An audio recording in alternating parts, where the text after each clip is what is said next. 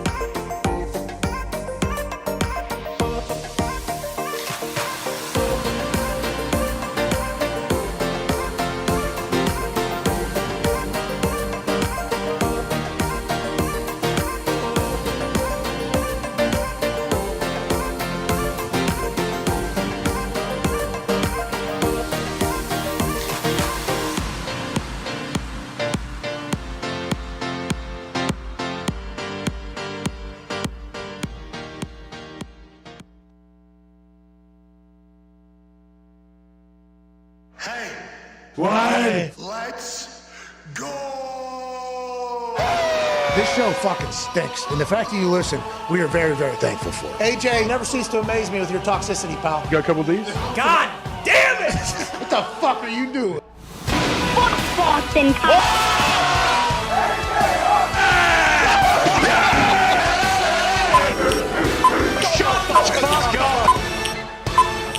Hello, beautiful people.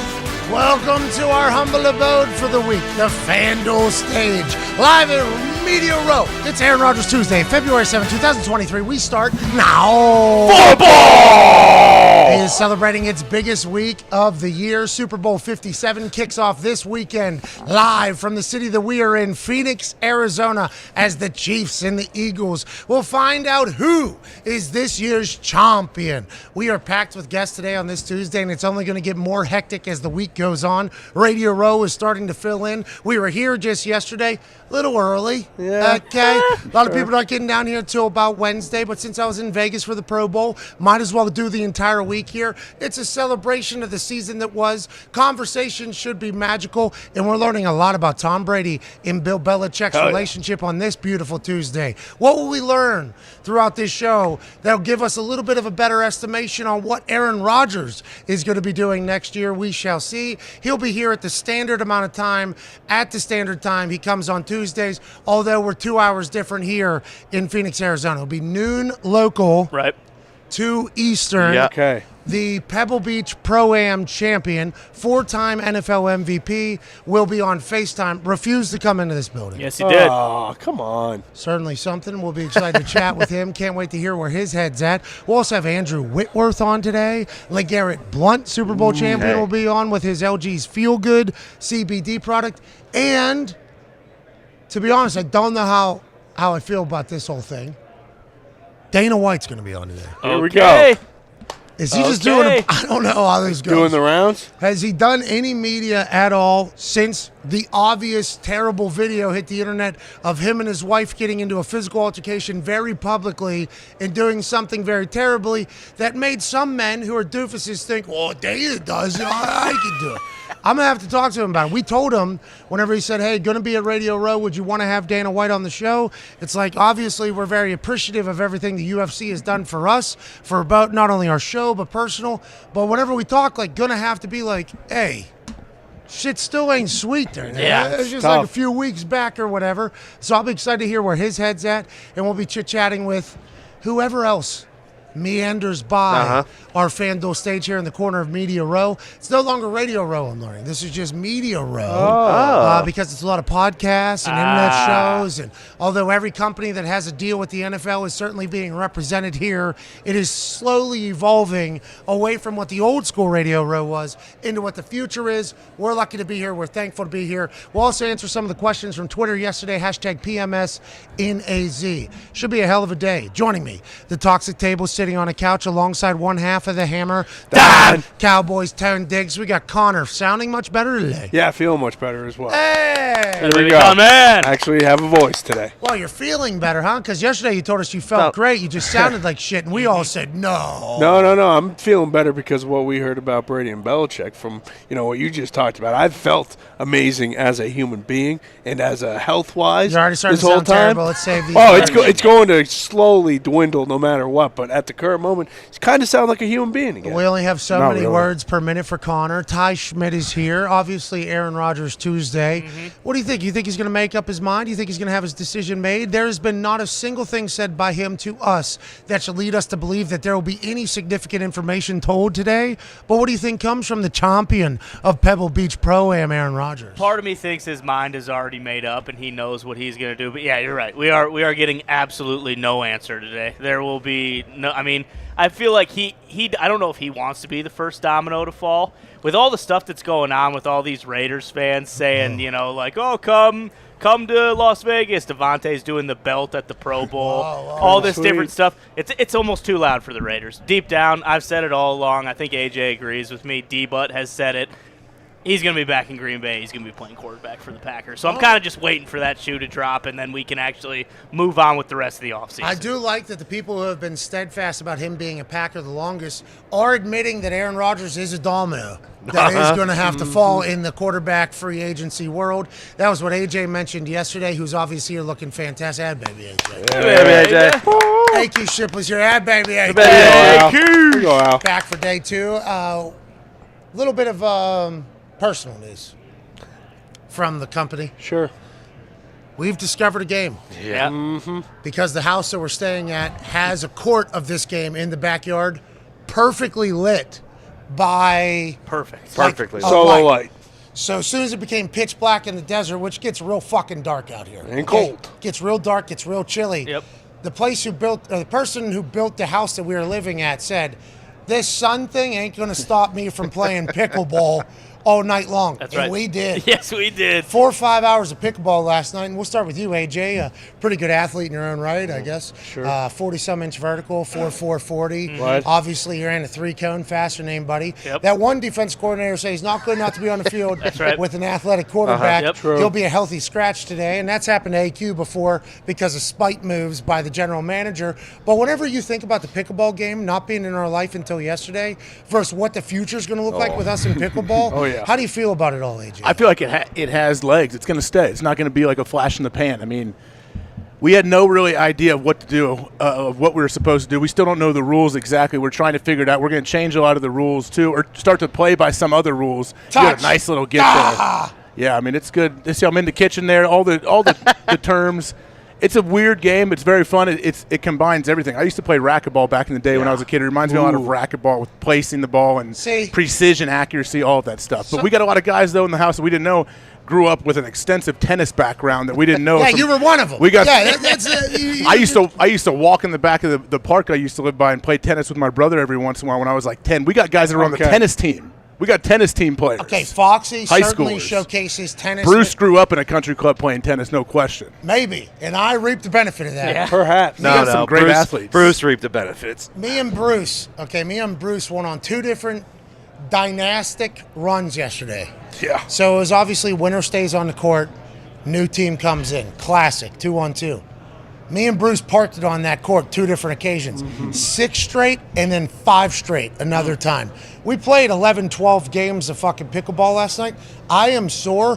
What an incredible sport this is. Unreal. Now, it does feel as if the creators, and I guess it was created in like 1965 or something in Seattle, Washington. We did some research last night. We were all pretty high learning about a sport that obviously has captivated the world. Yep. Drew Brees has a fucking team. Gary Vee has a team. Tom Brady has a team. Kevin Durant has a team. I mean, like, this is supposed to be the sport of tomorrow. Lacrosse kind of getting cucked here by pickleball pretty quickly. big time. We were making up rules as we were going on what makes sense for us. I guess obviously it's all. It feels like they've done everything they can to take the athlete out of the game, like. And the power. They're taking a lot of you can't really overpower everybody. Yeah, like Rich White wanted to play a game in which they could be competitive. Yeah, level playing field. They want it. Now, so if you hit it harder, that means it's just going to actually slow down. You still got a chance to play. It has to bounce, can't be jumping too much out of this. Like, all the rules are basically trying to like kind of slow down the athletes so that everybody can kind of compete. Athletes are going to figure the game Yeah, out. athleticism Absolutely. still does shine through, and there was power on the court as well. Yeah, you're damn right. We had to bring the power out. Bruce was unbelievable. Bruce was even given a couple as he was hitting as if he was Rafa. Yep. AQ's going to step into the Thunderdome Let's this go. afternoon. I believe Darius Butler, who's going to be joining us for the last hour and a half of today's program live on stage, he's going to try to fuck around and find out today, I believe, on that pickleball court as well. For sure. It is a great game. It is fantastic, the sport, and I'm happy we found it.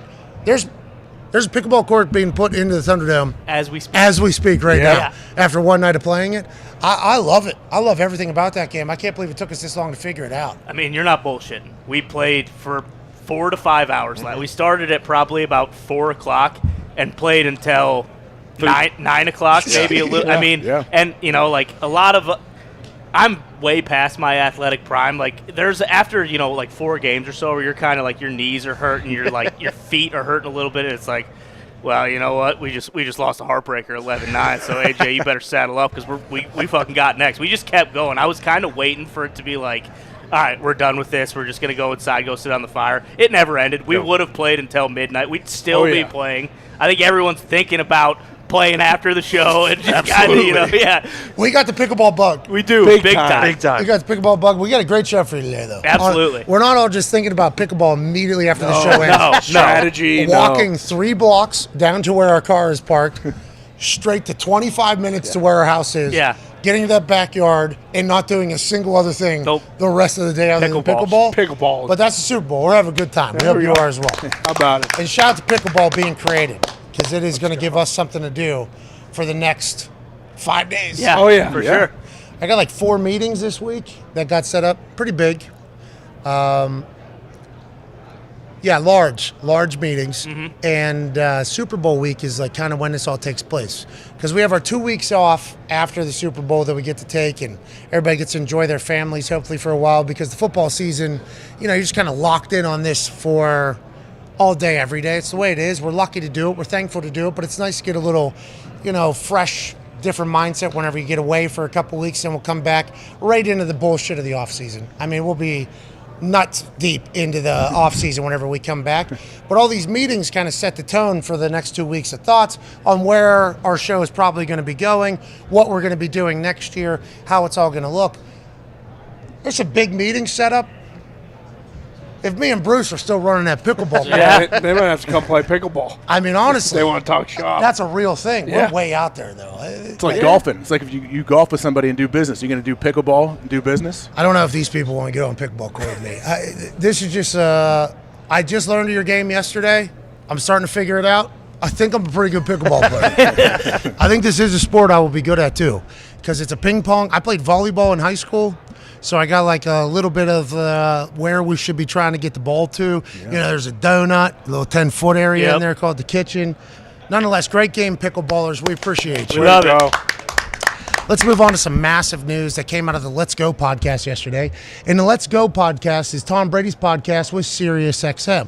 Now, SiriusXM is obviously right next to us, and they got a golf simulator right here. So they're just going to be blasting drives right into the ear hole of Boston Connor right there, which we appreciate.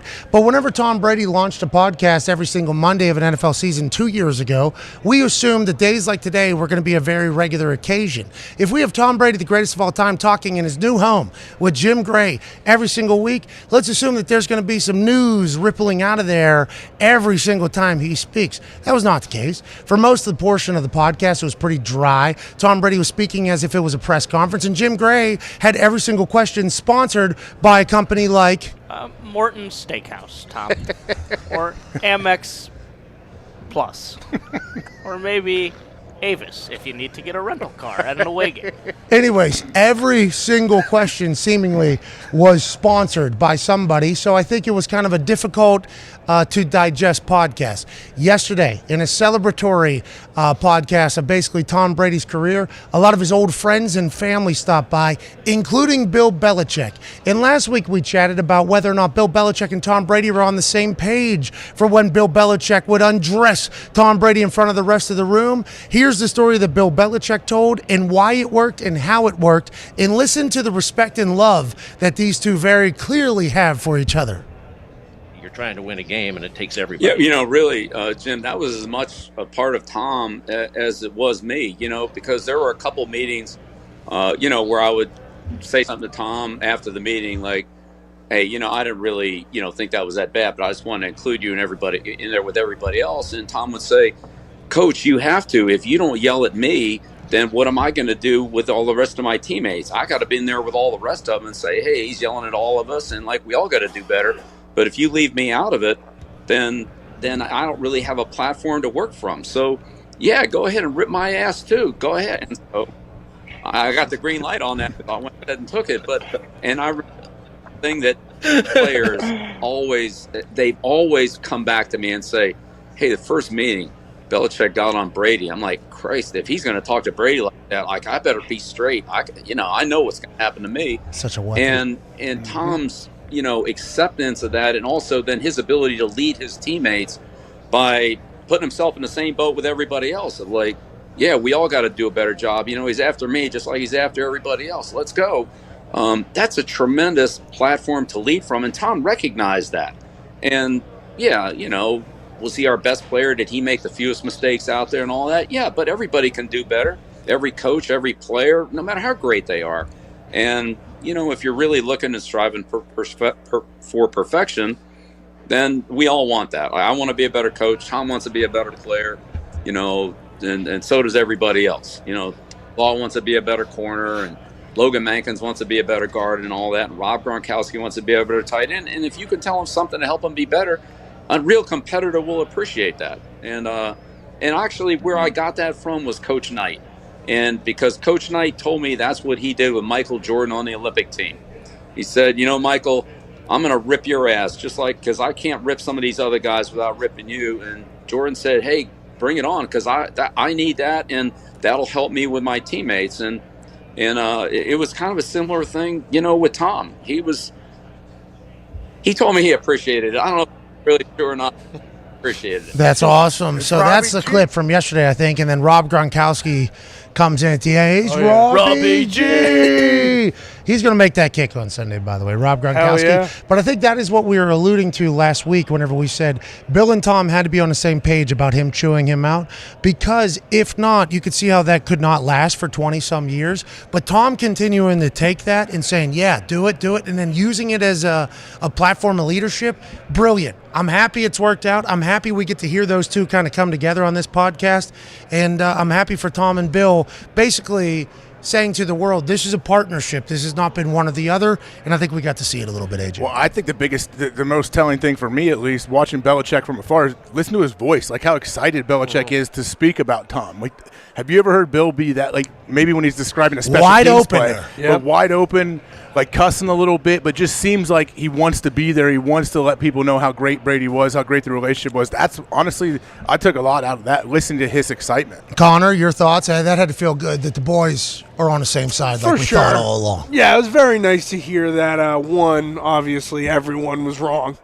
It's always nice as a Patriots fan when everyone's kind of berating the best player you've ever had and the coach of the dynasty for, 20, 15 years where everyone's saying that they hate each other. So, yeah, it was nice to have that kind of moment of, okay, so we were right, everyone else was wrong. But, no, it was sweet just because of what it meant to both of them, each other, really, because even when Belichick came on, I think Jim Gray asked some question right after an ad kind of just about what Tom means to him. What was the ad? I believe it was for wet wipes, Tom, because I know you've been holding your junk in your hand, and you maybe want to ice down your hands if they're a little dirty with semen. And then right there, Belichick goes into, how great of a player in person Brady is. And then Brady getting choked up and being emotional about it with Bill Belichick. It really did, to your point, show how much of a partnership and how much they love each other. Joining us now is a man who won a Super Bowl with that crew. He's 3-time Super Bowl champion, also the founder of LG's Feel Good,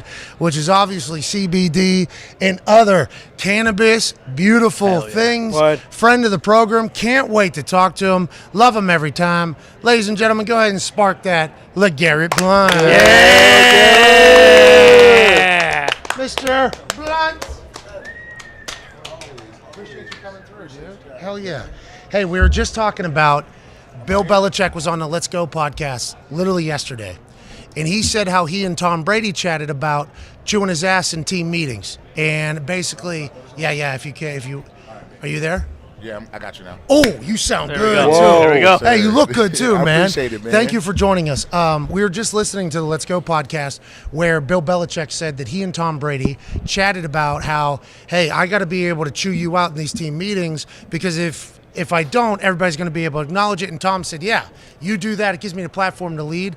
Was that the first meeting that you were at where you heard Tom get chewed out, or is it just kind of understood that this is what Bill Belichick does to everybody?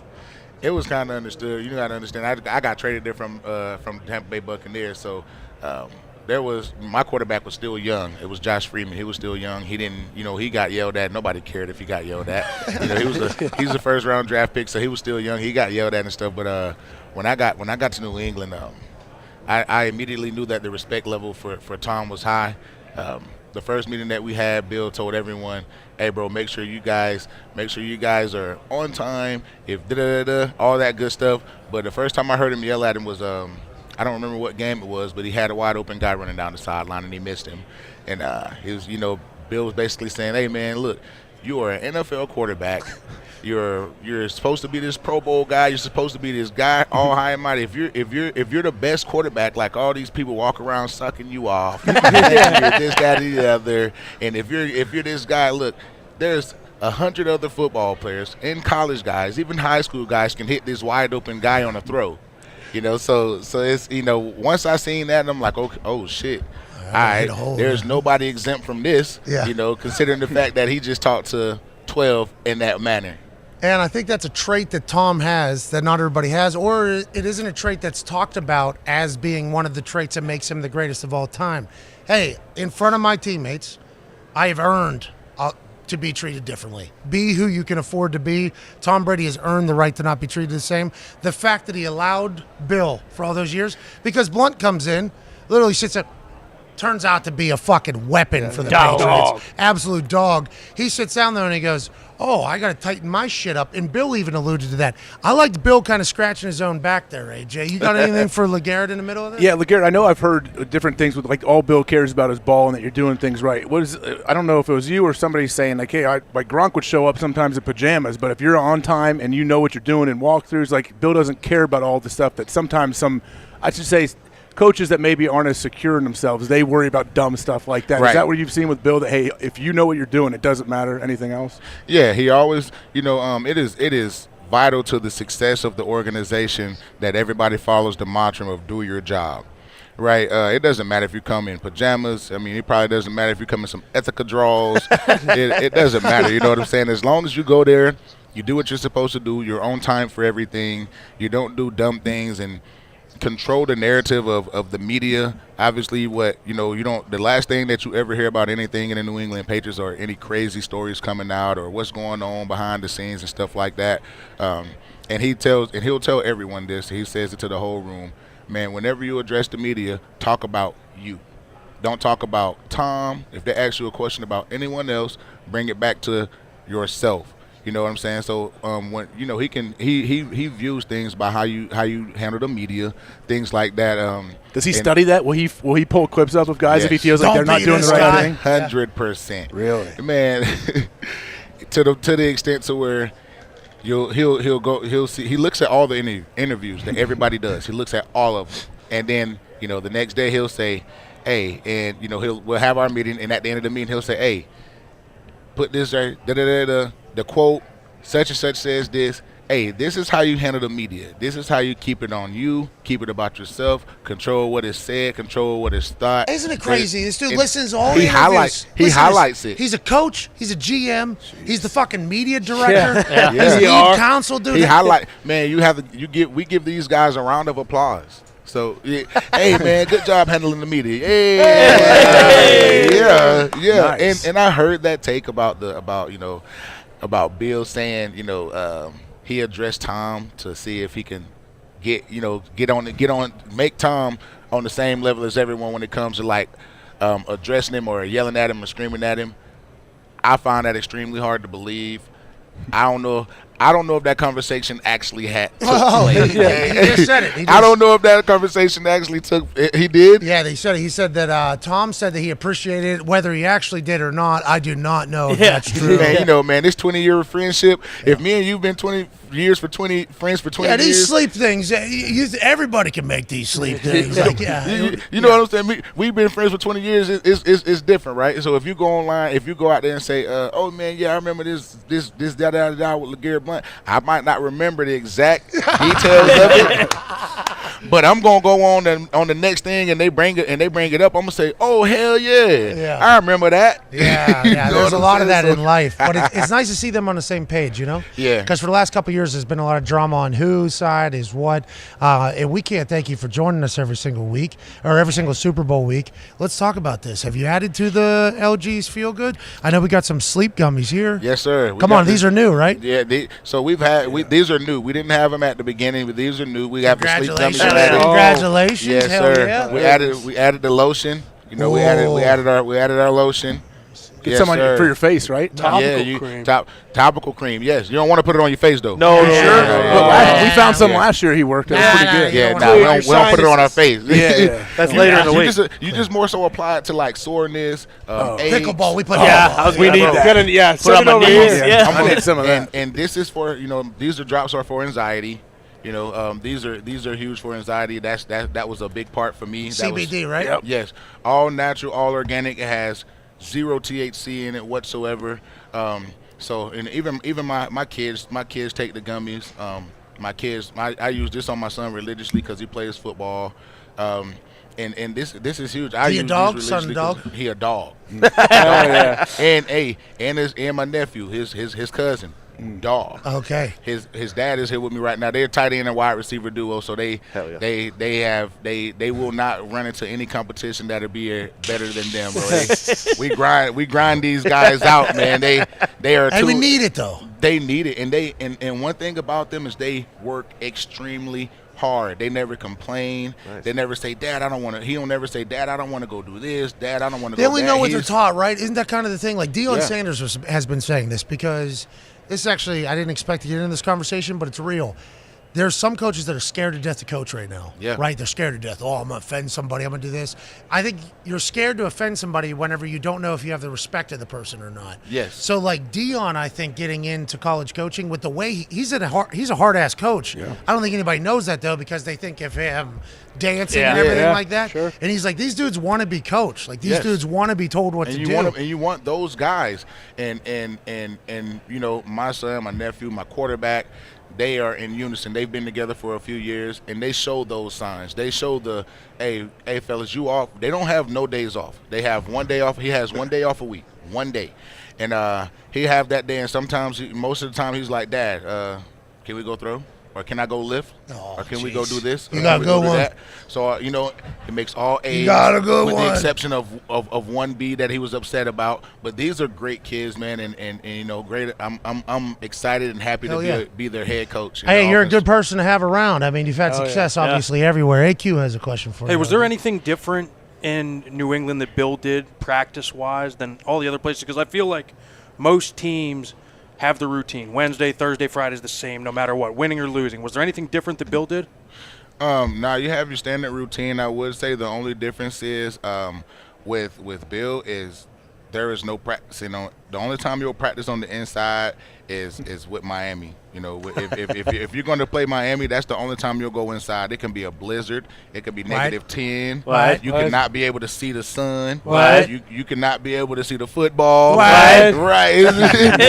It's all that. You're going to go out there and you're going to practice in whatever it is. I showed some people some pictures of me taken by the media where you can barely see my silhouette. And Bill's walking next to me, and you can barely see who it is because it's snowing so hard out there. And his main thing is, whatever it is, we're in it. If we're playing home, this is what we're going to play in. I don't want to hear shit. Dress for the occasion and come work. And I'll see you out there. I'm going to be twirling my fucking whistle. Yeah. Sweat shorts. He is one of the best. 5 layers of clothes on. Hey, one of the best whistle twirlers. Oh, yeah. In the history of the game, I think every NFL Films piece that comes out, I'm always so impressed. I think I'm gonna steal his stilo. I'm gonna start coaching the boys with the cutoff sweatshirt. Yeah. Are you gonna wear tight underneath, like tights underneath? Nah, I'm gonna do full Bill Belichick. Just cut off. I'm gonna keep the hoodie.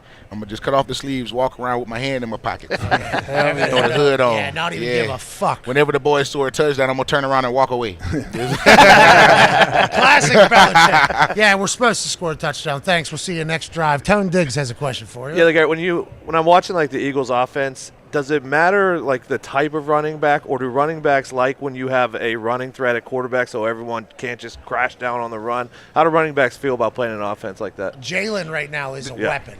Yes. He even tempts this. Fred Warner last week. Yep. Couldn't even move. The guy couldn't even move. He's different, and obviously Jalen is the quarterback that this league is leaning towards, right? So you got him, you got Fields, you got Hurts, you got him, Fields, Tua, Kyler, Lamar.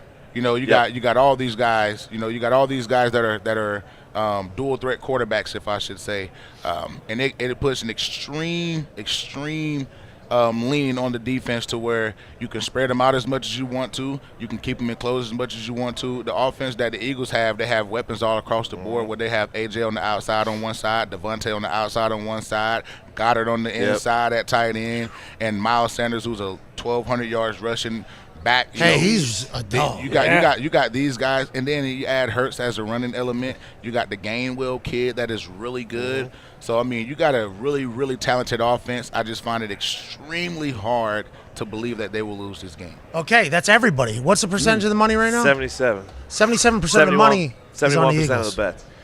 Wasn't they? Hold on, at one point they were underdogs, weren't they? Yeah, dude. For a real hot second. Yeah. They were. Point and a half turn. Almost boom. flipped immediately. Now what is it? Now it's point and a half still, but Chiefs were favored, or underdogs. No, yeah, Chiefs they were were favored. Now they're underdogs yet again. And ever since the beginning, and the money's not changing at all. No. 77% of the money's on the Eagles. Everybody thinks the Eagles are good. Yeah, so that's what changed them lines. What do you think it is? Do you know how that goes? Do you think it's because how good the run game is? That's why. It is definitely. Hey, resurgence of the run game this year. Yeah, and you have, and it doesn't. And I like big backs personally, but you don't have to have a big back to have an efficient run game. Miles Sanders is a living breed of a living testament of you not having to have a big back because he rushed for 1,200 yards under that system. Now, granted, he did have probably the best offensive line in the NFL as far as the this run guy's game. been sucking them up. He is, yeah. I mean, time. you can't name a lot of centers in the NFL that can freaking pull. Kelsey does that like it's second nature, like it's nothing. 270. And he's running, bro, and he's fucking old. It's like he's that's my dog, that's my guy. But he's old. You know what I'm saying? He's not like a young guy. Ty has a question for you. Yeah, Garrett, speaking of the running game, like there are certain guys right now, like I think of Pacheco, who like he runs violent, like Yes. very violent, but he's not really a big guy. Like there really aren't that many bruisers like you. Are there any guys in the NFL who kind of remind you of how you played, and do you also think that the game is kind of cyclical, and we're going to see kind of in the next couple of years more guys who played like you at the running back position? Yeah, no, I definitely think we'll see some guys, some more guys looking like me in the position, some bigger guys, guys that remind me of myself. Jonathan Taylor he's not as big as me, but he's a physical running back. He runs guys over, and he reminds me because he's fast, like me. You know what I'm saying? So another guy that reminds me of myself a lot is Derrick Henry. I think he's for him to be as big and huge as he is. I know a lot of guys don't like to come downhill and hit him, but he's not one of those guys that you ever see really just run people over. It's more so when people just bounce off of him, and he has really good balance, and he's a huge guy, but you don't ever see him pound someone. You see him throw a lot of stiff arms here and there, but you see guys like Chubb run the ball hard and run people over. You see people like Jonathan Taylor do it. You see guys like Joe Mixon do it. You know, these are big physical running backs, man. And you got a couple of those guys coming out of college. You got the Alabama kid. You got some guys coming out of college that are going to be that. You know, Pacheco he's kind of leaning towards that role and being that guy. He's just not that big. Last question here from Carl. You think Jonathan Taylor's going to be okay? He's going to come back? I think he is, man. You know, right. I think he should be back. Derrick Henry came back. Right? You're right. He made a great comeback, man. All right, yeah. Sure. Well, the offensive line, highest paid, figured couldn't block anybody. Jonathan Taylor was in the MVP conversation, couldn't run a yard. I mean, it was everything was in the beginning. In the beginning, he was in the MVP conversation. Last question here from Connor. Go ahead. Yeah, Garrett, we talked about Coach Belichick, but also GM Belichick doesn't get talked about much. Did you ever have contract extension talks with him? And especially because you did 2 stints, what was it like leaving and then coming back? Well, so when I left to go to the Pittsburgh Steelers, I left there and I got picked back up with them. Yeah.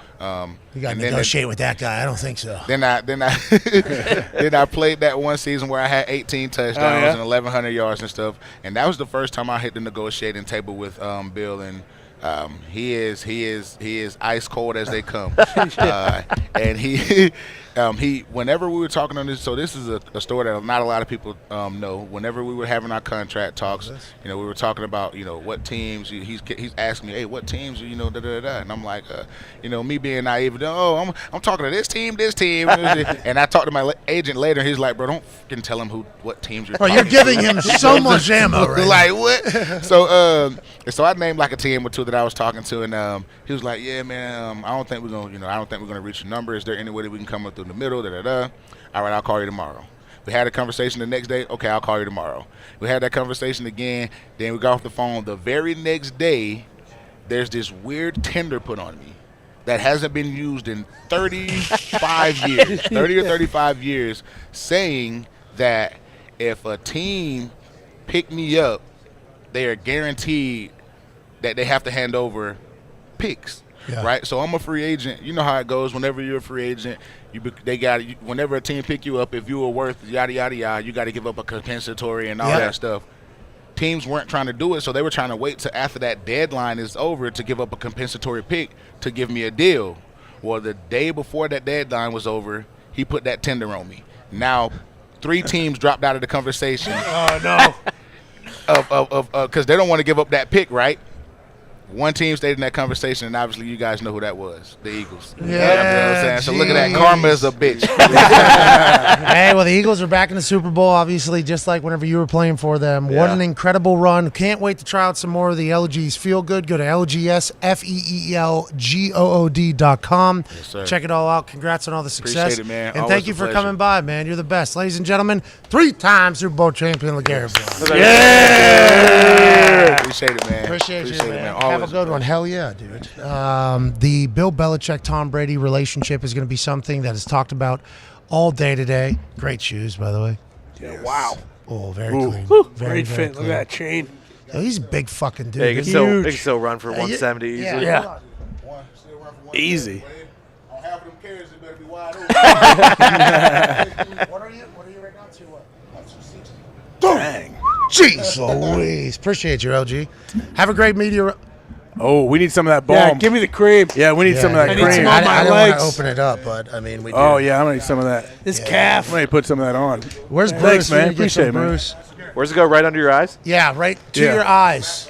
Eyeballs and Wherever nose. you want. Put it in your world. nose, too. Actually, your world. Whatever you want to do. Hey, thank you, man. That was awesome. That was awesome chatting. There you go, Ty. How are you, buddy? There you go. Okay. All right, everybody. Ty, get those calves done. Get those calves ready. Bruce, let's make sure we're getting on these drops, baby. This might clear the sinuses. Yeah, actually. I know. Put it right on your eyes. Right underneath your. Put it right on your mustache. Listen, we cold plunge. Our pool is not heated at the house. We cold plunged this morning to make sure we were ready for the. Did you guys actually get in there or no? A couple people did. I did Wakes not. you up, man. Yeah, apparently it was as cold as Tahoe.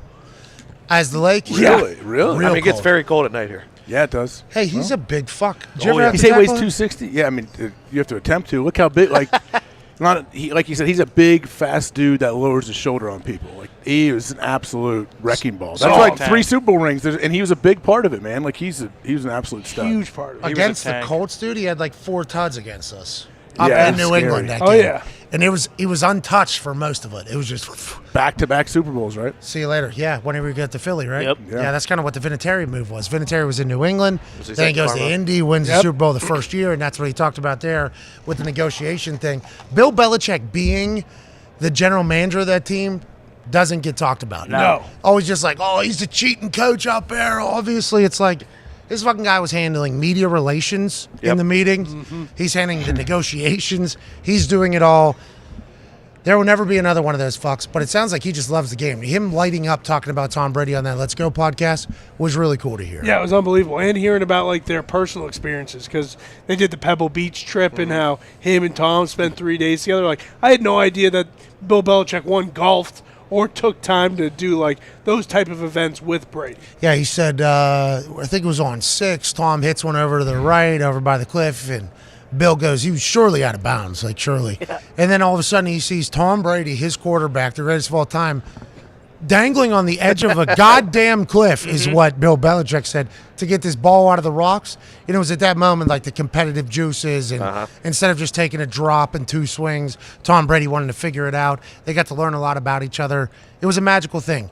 It also feels like Bill Belichick last year was like, Tom ain't retiring. Yeah. You know, like last year, Sure. whenever the whole retirement came through Schefter's tweet, I believe, via Darlington or Yep. Pelissero, however the whole thing worked out, and they asked Bill Belichick for a quote. It was almost, I don't want to say like a throwaway quote, but it was like not a real one. Yeah. It's almost like he was like, this fucking guy, what do we do? And then this last season, Bill was watching, he's like, Tom's probably going to be retiring. Yeah, now. this is it. This is probably the real one. Seems like a much bigger celebration this year for Tom than there was even a thought of last year. This is good for our greatest player of all time. Yeah, it looked like he was genuinely like excited to kind of just squash all the rumors that people have been saying really since Brady went to Tampa that these guys fucking hate each other and all that kind of stuff. And I think he was kind of like chomping at the like, okay, I can't wait until he actually retires and I can kind of dunk on all these dipshits who thought they knew what was going on. They thought they knew what our relationship was like, but clearly had no idea. I love LeGarrette Blount saying, yeah, Bill's saying something, and Tom's like, yeah, that's how it was. Just kind of get it together. I'll be excited to see what the real truth is and excited to see that future whenever he's inevitably signed back to the Patriots for one day, and that whole celebration up there is going to be fucking bananas. Oh, yeah. Kraft Productions is going to go 12 banner. crazy. The whole Statue. thing. You can have a statue Hey, outside. Taylor Lewan talked about retiring 12 across the league. Was he serious? It got taken as if he was serious. I mean, because this is like whenever LeBron wearing 23. Sure. Because they wouldn't change the logo from Johnny West to Jordan. Jerry. They said Jerry West, sorry. Johnny, his kid, played at West Virginia. Good guy. Good player. He was a good guy, good player. Could shoot the lights out of the gym. I don't know how much he got on the court, but Jerry's a mean cuss, too. yeah, Jerry, Yeah. I've seen from Showtime or whatever he is. And I think LeBron said we could at least all stop wearing 23, as like an honor. There's a lot of 12s across the NFL Ton. at a very important position. Yeah. But I do like the fact that every player is like, hey, Tom, job well done, pal. You know, that's what everybody's saying. Let's talk about some jobs well done. Brian Flores, after a stop with the Pittsburgh Steelers as linebacker coach, has officially accepted the defensive coordinator role for the Minnesota Vikings. Now, obviously, Brian Flores was head coach for the Miami Dolphins. Who knows what was going on behind the scenes there? I think that's all been settled off field. Who knows how much money has been given to who, what truths were made, what truths were told in that entire process. Him going over to Minnesota, they got Kevin O'Connell obviously running the offense. Now Brian Flores running the defense. His name was up for a couple head coaching gigs. Now he's with the Vikings. AQ Shipley, your thoughts on this immediately upon hearing about it? Yeah, the first thing I thought was it was kind of interesting that he took that because I think his name was still in consideration for the head coaching job here in Arizona. That blew my mind, first of all. That he was up for it, or that he took the he was still up for it. He was still a finalist, right? He withdrew. He withdrew to take that job. Why would you do that? Well, because I think the facilities here are such shit. Yeah, and Minnesota's are top notch. Not stopping with that. Minnesota's are top notch. They just built a brand new facility. It's unbelievable in Minnesota. But the one thing we saw right in the playoffs was the Minnesota Vikings defense. Not just Swiss playoffs. cheese. Yeah. All year, right? It was the one thing that needed fixed. They have players over there. He obviously comes from a great pedigree, scheme, the whole thing. If he can get that defense paired with that offense, watch out. What happened? They got Pat P over there. Yep. He's still around. Well, Neil Hunter. They were able to get after the pass rusher because Za'Darius led the league for a while. It's just so they just crumbled down the stretch. And I know a lot of the Steelers spoke glowingly of Flores this year when he was there as linebacker coach and it's like senior assistant to the defense. Even the offensive guy said that he would come over there and help a bunch of that guy. So I think he definitely took this year to maybe because he was strictly hard-nosed in Miami, strictly non-players coach. It feels like he's maybe changed that a little bit. Well, it's different whenever you're the white cap versus everybody else. Yeah. Whenever you're the head guy versus what everybody else is. And not everybody is immediately a success story upon becoming a head coach in the NFL. Flores was saying, hey, they were offering me $1 million to lose. What? Come on. We want me to. Well, you take a head coaching job. Why? Because the paycheck's good. Well, he said the paycheck's going to be even better. We fucking lose. What am I supposed to do? Then, obviously, his two agents were making the rounds with the lawsuit against the NFL for racism being called into question for why he didn't get the Giants job. I think now we're sitting a year later with Daboll being the head coach there, thinking that they might have been very happy with Daboll getting it. Happy that Tomlin had Flores come immediately back into the coaching fold, though. Not that anybody didn't have respect for Flores, but if Flores would have continued to, I don't want to say put up fuck him type thing and didn't get back in, that's bad for the NFL because Flores is good for the NFL coaching. He's one of our best minds, AJ Hawk. Yeah, he is, and I think this gets him hopefully fast-tracked to becoming a head coach again, getting him another chance. He can't feel great about the opportunities he had when he was in Miami and how that played out, and a lot of times you only get one shot at being a head coach. So you only get one shot. Yeah. Don't miss your chance to bud. I think we listened to that this morning. Opportunity comes once in a lifetime. Yo. Byron Leftwich didn't listen to that. No, he did not. And now he's going to be the face of that. He's going to be the face of, hey, when your window is open to become a head coach, take it. Got to take it, because literally 1 year later, your name could never be up for another job anywhere except for Notre Dame. Yeah, exactly. Offensive coordinator role. That's a real thing that just took place in Leftwich's life over the last 13 months or so. Well, and last year was kind of like where McDaniel and Kevin O'Connell came out of nowhere, right? Because they weren't play callers, they weren't OCs. They were kind of in lower, or they were OCs, but not McDaniel. They were in lower positions, never called plays before. And Leftwich was the guy that was like, hey, this dude is the one who's going to be, the next great offensive. Who starts that, coach. though? Who starts the narrative of saying this guy is the next guy and this success guy maybe agents, right? This isn't the guy? It's the media. Team has to have success. And and then if the team has success, it's That's it. all right, who's all in there? But that what can makes touch it? what makes the media jump on a couple guys and then not jump on other people to pump them up, because that's a big impact. No, they jump all on of us. everybody, don't they? The enemy they've been on for years. And But why? I feel like they're not pushing them hard enough. Then the enemy. Well, think about it. Should have a gig by now. So what's his name? O'Connell came from the Super Bowl team. Yep. McDaniels was NFC championship. You win. Yeah, you're right. Gotta have You win. success. Too. I mean, it comes from you come from McVay or Shanahan. Yeah, true. You're getting a shot. Well, not this year. McVay's team stunk. Yeah. Well, right, but I mean, in years past, that's why O'Connell got the shot. I don't want to say everybody's swayed by success, but a lot of star fuckers out there. Well, that's kind of how it should be, right? You rise to the top, you get an opportunity. If you can consistently win, you keep your job. If not, see you. You got to start back over. Hey, again. life ain't fair. Win, and you'll get opportunities. Meritocracy, the ultimate. God bless America. Well said. Shout out. That's your favorite mayor? Who? Mayor Autocracy. Autocracy? No. Who is? I don't know. What about Genghis you? Khan? Kingstown. Hogseth, isn't that your guy? It's Hogsett. So are the Cardinals just down to Lou Anarumo then? And Kafka. Lou Anarumo and Kafka. That's two different. yeah, very. That's two Completely very different. different operations. What are they waiting on? What are the Colts waiting on? I mean, How are fucking you going to fill out the they're- rest of your staff once you do get a head coach? So hold on. What was the numbers that they were giving out about the Colts? Like 16 hour. 16 to 18 hour interviews that Straight? And Like, then Jim was through? spending 3 to 4 hours alone with him. One-on-one. Yeah. In the bathroom. Writing songs. with his vape. Yep. Brother, I'm going to say a word. You tell me the first thing comes to mind. Jimi Hendrix.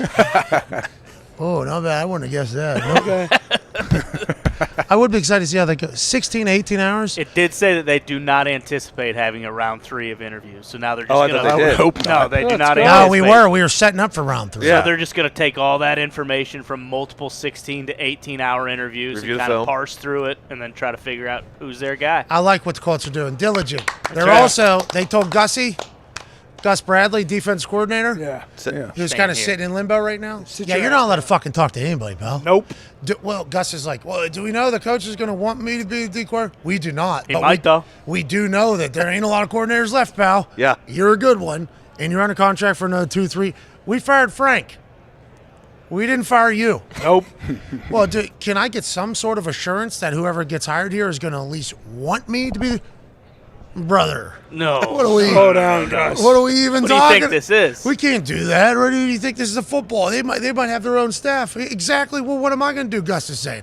Am I just going to be? It's a bit late. Oh, I'm going to be a consultant to a team all of a sudden next year. Maybe, but once again, we might have you throwing out the trash here too. But look at our contract that we have. It's interesting because as you delay this hiring, Yep. the staffs are also getting plucked. Oh, yeah. Other places. So the Cardinals and the Colts are definitely in a disadvantage right now. 100%. Definitely right now, right? Yeah, absolutely. And then you're also there's still some offensive coordinator positions that are still open. Oh, yeah, right? Like tons. Baltimore, Tampa. Who else we got? I mean, there's Obviously, the two that don't have head Arizona. coaches. yeah. So Indianapolis. where do those chips fall? Did to, Dallas right? hire an OC yet?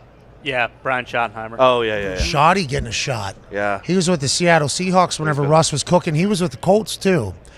He coached in the Colts building. I forget one. Is that one of the years you were there? He was with quarterbacks. I think he was quarterback coach. Good dude. I enjoyed him as a human. I don't know how his offense is going to be.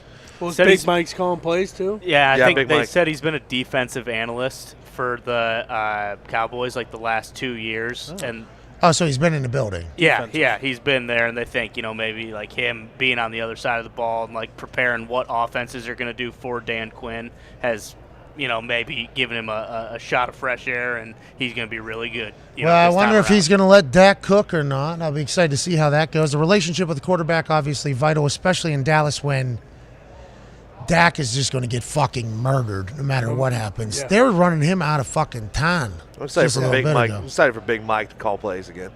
Here we go. We got Radio Row cooking. There's Bill right here. Bill. Oh, Bill. There's shit. Bill right there. Bill. Great Billy Malone. pickleball player. He improved a lot yesterday. Hey, really Bill, is. this is a whole new Bill these last 3 weeks. Yeah, it really Yeah. has been. most improved pickleball player by far. Human. What about just human? Yeah, Sure. that too. Not that he wasn't a good human before. I mean, a lot of people question Well, that. I mean, obviously. you guys really, you guys. Oh, there's that doctor right there. Dr.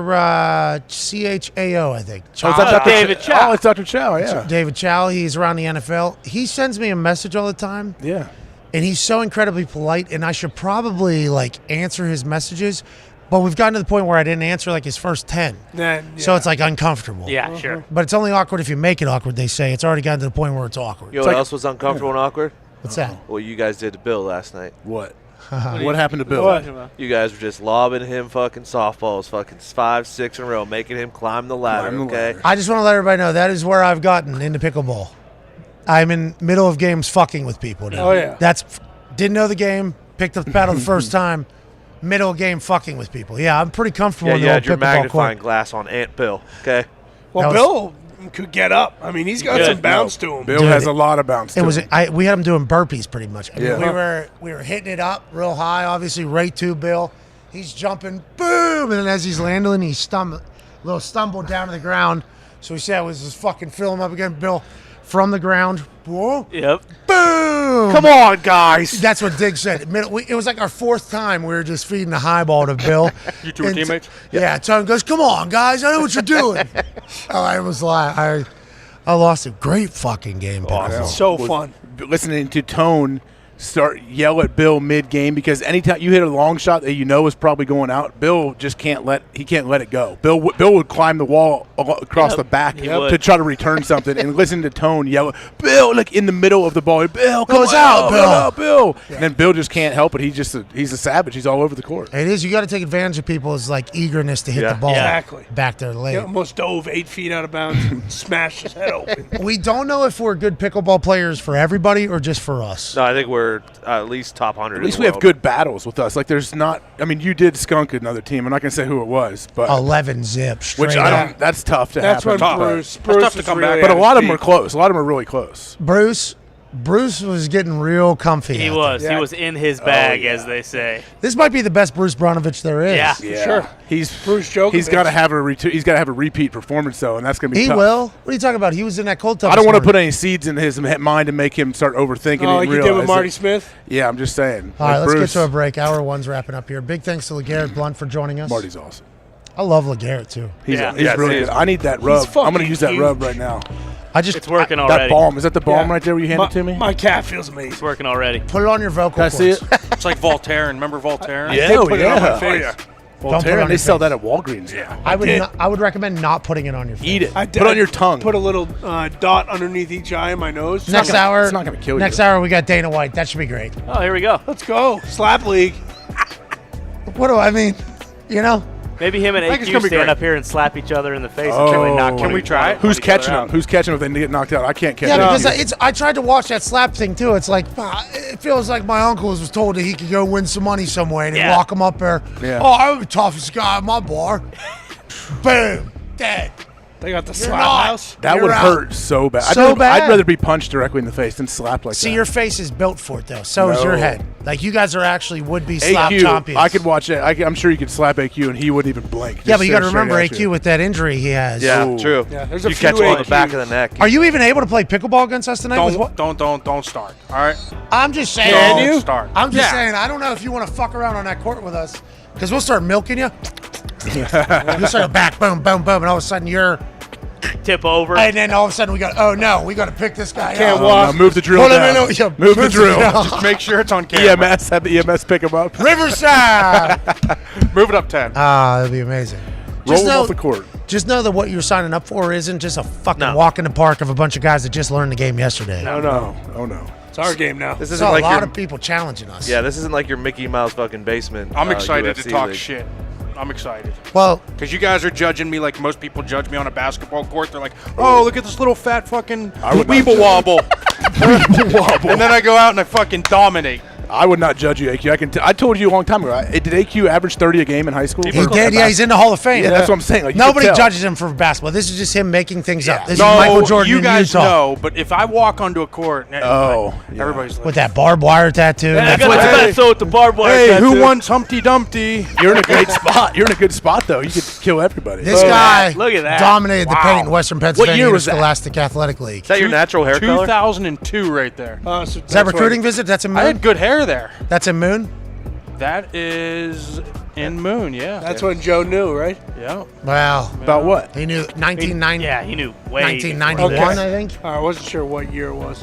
Hey, rest in peace, Joe Patero. This is nice. This cream's nice. It smells good. I just put a bunch of these drops in there. Anxiety gone. I'm so. It's like nice. icy hot. I might need some of that.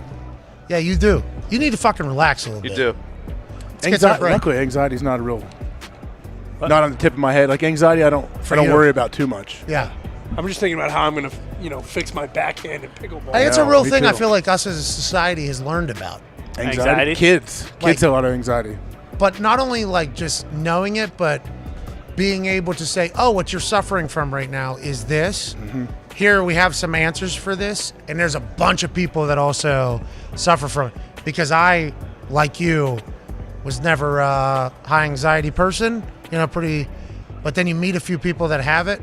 And it's like, man, that would be terrible to deal with. Yeah. And for a long time, those people were just like kind of, oh, shut the fuck up, bro. Yeah. Like Nick, for instance. Nick has had high anxiety for a long time. And it was always, I feel like I always had empathy. I don't know, Nick is going to have to give it. I always had empathy, but also in my head, I was always like, all right, Nick, like, let's fucking, let's keep moving. We don't have time to worry about this anymore. Like, let's move on. Now it's like, hey, it's not as easy as that. Thank you, Pat. Certain Italian fathers will tell you, hey, fucking get over it, okay? Not just Italian fathers. I mean, that was every father from back in the day. Nick, I feel like I always had pretty good empathy with you, right? Oh yeah, you were huge. You were a great adversary, or not adversary, a great advocate, colleague, and advocate in overcoming stuff like that. Okay, good. I didn't always understand it, but they're like clearly going through something right now. Come on. But now you know that there's a stigma in this world. Shout out to Patty the Batty. Are him and I don't know. They're not the same size. I don't Sugar Sean and think Patty. No. Patty's a little bigger, I think. He's lightweight, right? Or featherweight. All right, let's get to a break. He's banned him. We'll ask the president of the UFC in the next hour. Yeah. Well, he's dealing with the power slap house. See, right now. that's the issue, though. Like, what? You mean he's promoting it? Yeah, it's the power slap house. dude, but like with what happened, with what the name of the thing is, I'm very intrigued to see how this conversation goes. Yeah, me too. Honestly, like pretty intrigued. Just be like, Paul, the fuck? Dana, let's talk about it. You're fucking Dana. You can't be doing that. He's Like, going to sit in the pocket, though. he has. Yeah. That's another thing I want to talk about. Like, did you have a plan that if you were ever to get canceled, you're just going to be like, no? Because that's kind of what he's done. Yeah. He'll be joining us. Yeah, his last presser, he also forgot the name of one of the title. He's got a lot going on right Yeah, now. exactly. Can't wait to chat with him. There's some other news going on around the NFL. Have a retirement of a great player. Yep. Fucking love this guy. And then also we got some money projections on what Sean Payton and Danny Dimes are going to make. A lot of business, a lot of combos. Can't thank you enough for allowing us to do this for a living. This is the Pat McAfee Show live from Radio Row in Phoenix, Arizona. Hour 2 is on the other side. Be a friend, tell a friend. Take 5. 5!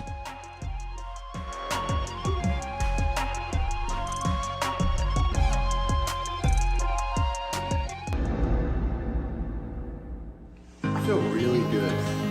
Like my body feels fresh, my mind clear. Like I'm gonna go do it tonight, I think, you know? Like I'm gonna go do it. 77,899 people going bananas. I thought I wouldn't be able to sleep last night. I thought that I'd wake up with high anxiety. That is not the case at all.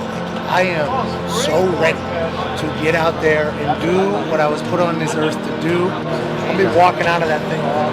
This is a big night because 11 years ago tonight, I had my match with Jerry Lawler wrestling. Come on! Broadcast colleagues, same night, 11 years apart, could become the first undefeated broadcast team in the history of WWE wrestling. Not could. We will be. Only two superstars have actually commentated on the same WrestleMania that they had a match on. Pat McAfee joins that club tonight. Pontius is in and Party Boy's here. Pontius is here. Party Boy is in WrestleMania. Pontius' cheeks are out in WrestleMania. Now he's putting that thing up on Sami Zayn. I would like to say that that's the first time I've seen Pontius' ass, but that is not the case. Hey, look it. Weeman's here. Punches and bunches from Wee-Man. Wee-Man's so angry. Oh, look at this. Body slam. Wee-Man, body slamming Sami Zayn. Wee-Man used to kick himself in the face. Are you kidding me? Now he's body slamming Sami Zayn. You know, I've walked out that ramp into this setting probably 10 million times in my mind. There was a time where every time I walked out of a door, I was acting as if I was walking into a WWE arena. But tonight, whenever I feel that energy, just hoping that I don't have a heart attack immediately. I'm hoping that I don't get too gassed, and I'm hoping I put on a damn good show because I've been thinking about this for 23 years. Let's walk the grill and do this thing, huh? I'm prepared, I'm ready, I'm excited. Hey, who do you want to see tonight? I want to see Pat McAfee tonight.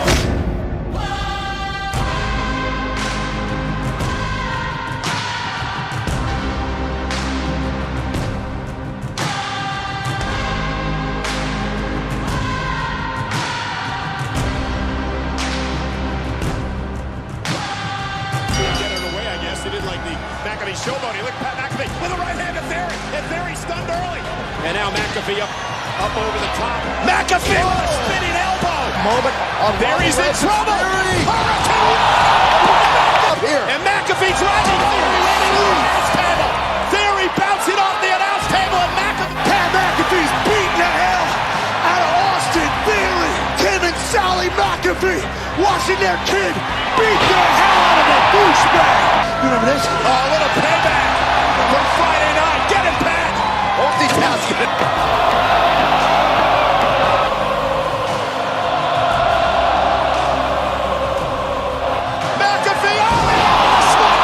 McAfee lands on his feet. Austin Theory not sure what to do. Holy moly! I'm a sick for the brand. And so is this superplex. The finishing maneuver. The A-Town down for Austin Theory. He hits this, it's over. McAfee rolls him up. Shoulders are down. Does he have him? He does. McAfee wins.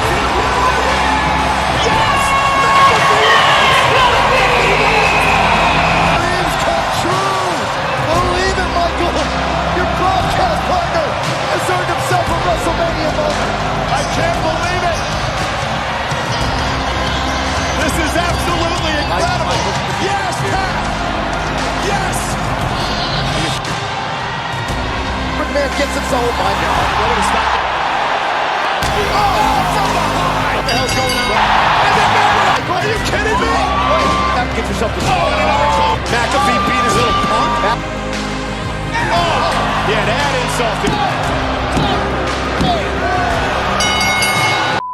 I dreamt of being Steve Austin. I dreamt of being in a building when that glass breaks and all of a sudden the toughest son of a bitch on earth comes out. The fact that I never got to see it as a kid, then I get to watch his last match live, it was awesome.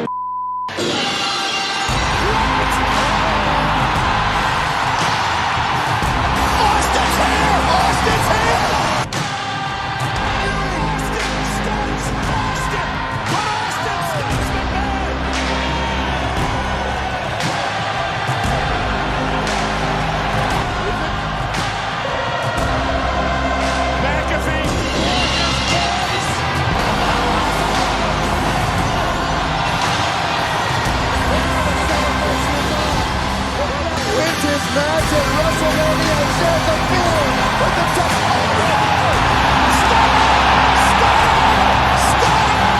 Stunner! Austin stuns McAfee! I hate to say it, but DTA, Pat.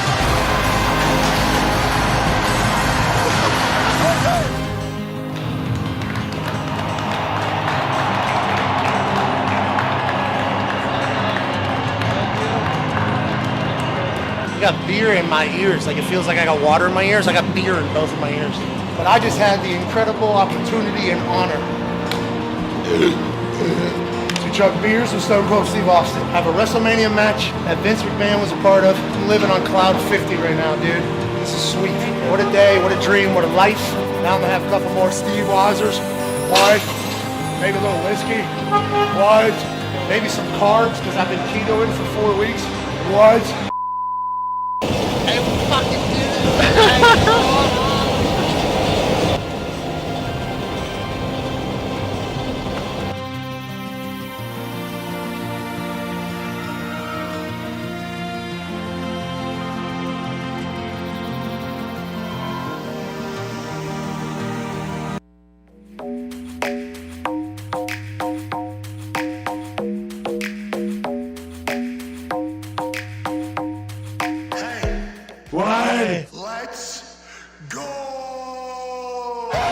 This show fucking stinks, and the fact that you listen, we are very, very thankful for it. AJ, never cease to amaze me with your toxicity, pal. You got a couple of these? God damn it! What the fuck are you doing?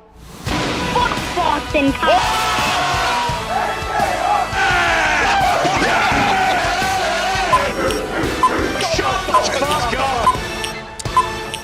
Hello, beautiful people.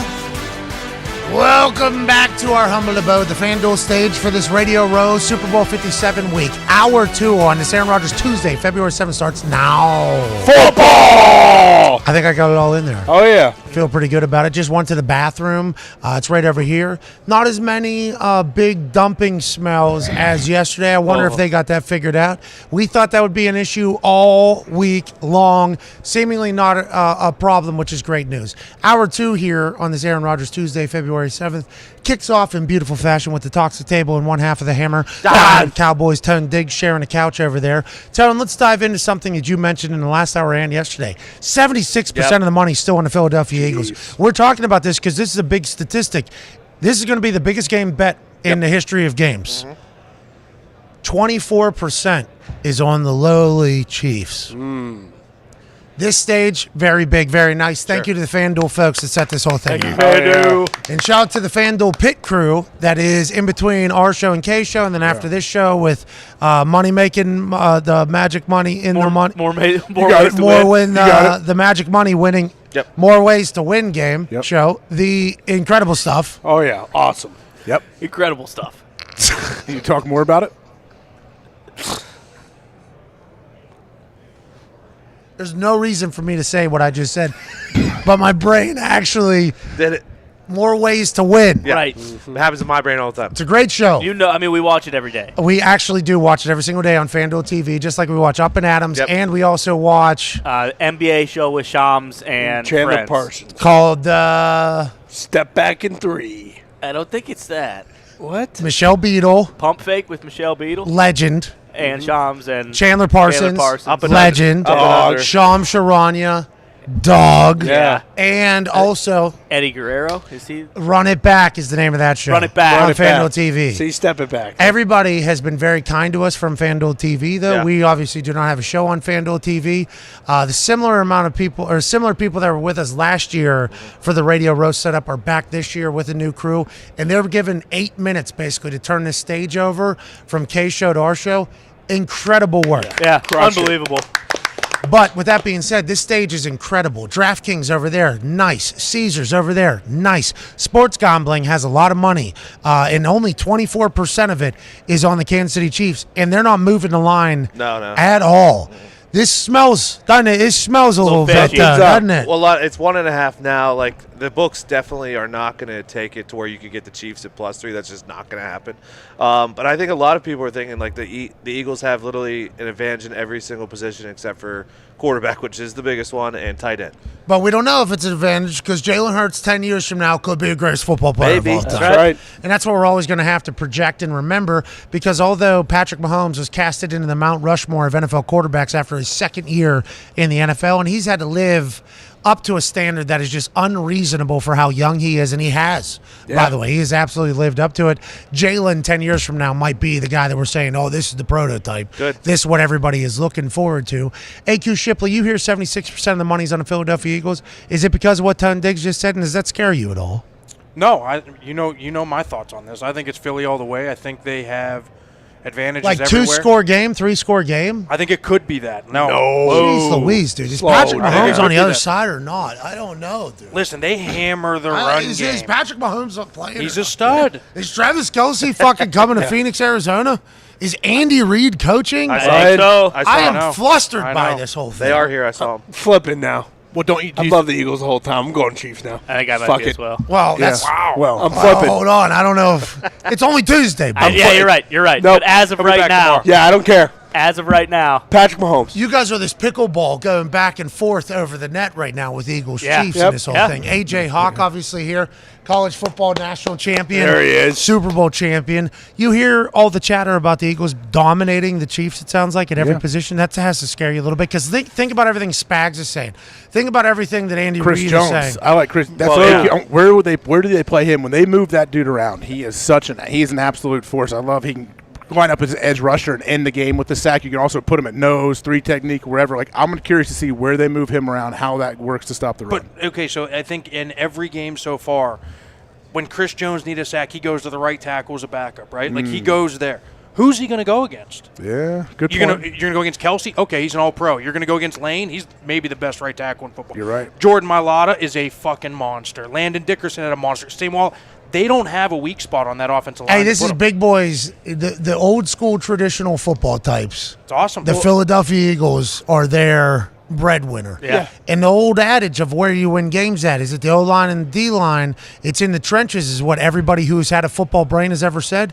This is a classic, example of that happening right in front of us. Absolutely, and those guys are all studs, but Chris Jones is up for Defensive Player of the Year. He's a different. He's going to win. He's not going to lose changer. every time. So obviously, you need more than one guy. But I don't know, Mahomes. Now that we're talking about it, I can't go against him. 76%. You'll flip Exactly. You'll be back and forth. He'll go back and forth 10 more times. I've been on the Eagles since Championship Sunday, but now here we are. Andy Reid against a former coach. Come on. Good news from the Chiefs that just came out while we were in the bathroom was that they all practiced today. So those wideouts who were questions. Okay. And had pads on. Yeah.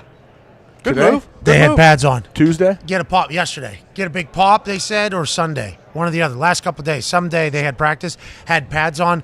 Want to get some pop, get the boys rolling. Everybody will be practicing. It seems like they're buzzing around. And the Chiefs, who once again might be in the middle of building their dynasty, are underdogs, and everybody's saying that at every single position they are outmanned, Yeah.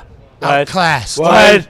outjousted. What? I can't even fathom what the conversations are like in team meetings, in the position rooms. The boys are coming together just like they did against the Bengals. They were pissed about all this stuff, talking about Joe Burrow, Burrowhead, all of that. They banded together, one common goal. Now they can easily use that as motivation in the Super Bowl. Cam Hayward just walked by. His head is massive. Where'd he Would be go? one that would be fantastic in the Slap League that is launched on TBS. Joining us now is a friend of the program who certainly fucked up and put everybody in an interesting predicament. Ladies and gentlemen, one of the best business minds to ever grace this country, the president of the UFC, Dana White. Yeah. Let's go. Yeah, jeez. Hell yeah. Looking great, man. Good to see you, buddy. What's up, brother? Good to see you. Hey, yeah. Make sure you get everybody, Dana. Looking you look great. good. Yeah, you look great. Great. Yeah, Shredded. absolutely. If it's okay with you. I think it's the other way, You got to flip that thing the other way, I think. Yeah, I think so. There you go. How we Got feeling? it? You sound good? Yeah, now I can't hear. Can you hear us? No. Can you hear us? You got to turn him up over there, Pat, wherever his thing is. I can hear you now. You can hear us now? Yeah. Okay, good. We can hear you as well. Hey, What's up? Good to see you. bro, good to see you too. You and me, first time, I think, meeting in person. Yeah. I took a lot of shrapnel, obviously, as soon as the shit hits the internet between you and your wife. I think Right. a lot of us did. Yeah. Did you have a plan that if anything like this ever happened, you weren't going to go anywhere? Because it seems like this is a big-time example of potential cancel culture meeting what could happen in the future because everybody wanted you fucking gone. Everybody wanted you just sat in a pocket. Honestly, yeah. it was terrible what you did, obviously. Yeah. And I think you've acknowledged that. I hope you do at least. Yes. And then just saying, no, what? I'm going to run my business. I have to run my business. Was that a plan all along, or when did it come together? No, it definitely wasn't a plan. Everybody was guns a-blazing, coming after me. And, there's people that have wanted to put a bullet in me for a long time. So, obviously, when that went down in Mexico, they all came out of the woodwork, man. And it was a crazy couple of weeks. But, I was very open and honest about it and, said what I said and Yeah, you say you're not meant what I said. You're not a perfect human. You fucked up, you said, right? I mean, and people are going to fuck up. And I think, one of the things that happens is, listen, everybody makes mistakes. Mine was on stage on New Year's Eve and when I woke up the next day, I got a call from TMZ that they had video footage of me and some woman hitting each other, in Mexico. And, I was like, that's my wife. And, that was how it all began. So me and my wife got together and, the biggest thing for us was our kids. Nobody wants to see their dumb, drunk parents slapping each other on TMZ. So yeah, we called our kids first and talked to them and walked them through what happened before any of it got out in the public. And, for me, that was the most important part for my wife and I. And once we had that handled, Well, so the thing about the rest of the world is the thing about society is because you are an important figure in America, like you are. You've been the face of the fastest growing sport, not only in the world, but definitely in America for a long time. So now everybody says, well, if somebody sees Dana do it, they might be more inclined to do it themselves. And that's something that I think you're just going to have to, I guess, deal with forever after it happens. I think that's a crock. Listen, I've seen plenty of people do a lot of things that I didn't do. And one of the things that I don't want to do with this whole thing is make any excuses. There's no excuse, But you wake up after a night like that and you say, how do I make sure this never happens again? And how did this happen? And, every day when I get up, I try to be better than I was yesterday, whether it's physically or as far as my family goes, my business or whatever it is. And this is one of those things that happened. And, how do I fix it and how do I make sure it never happens again? You've maintained your presence with UFC, and also the Slap League kind of launched in the middle. I mean, what was it, a week after that? I mean, that is... Ironically, yes. Yeah, that is a tough... Yeah. That is a wild series. Timing is everything. Yeah, wild series of events there. Yeah. So Slap started a week later.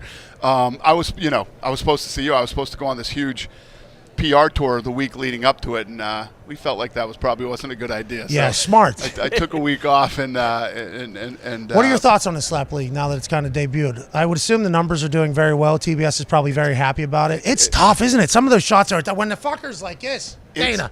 That's a tough thing. It's that guy insane. goes like this. That's happening like 4 times a night. Oh, yeah. It's insane. So first of all, social media. We started a TikTok for this thing like 3 weeks ago. There's 680 million views in 3 weeks on TikTok. This thing is destroying it on social media. I mean, destroying on social media. Well, yeah. I mean, it has all the makings. It's literally just sitting there. All right, my button is better than your button. That's basically what they're saying, right? Well, let me.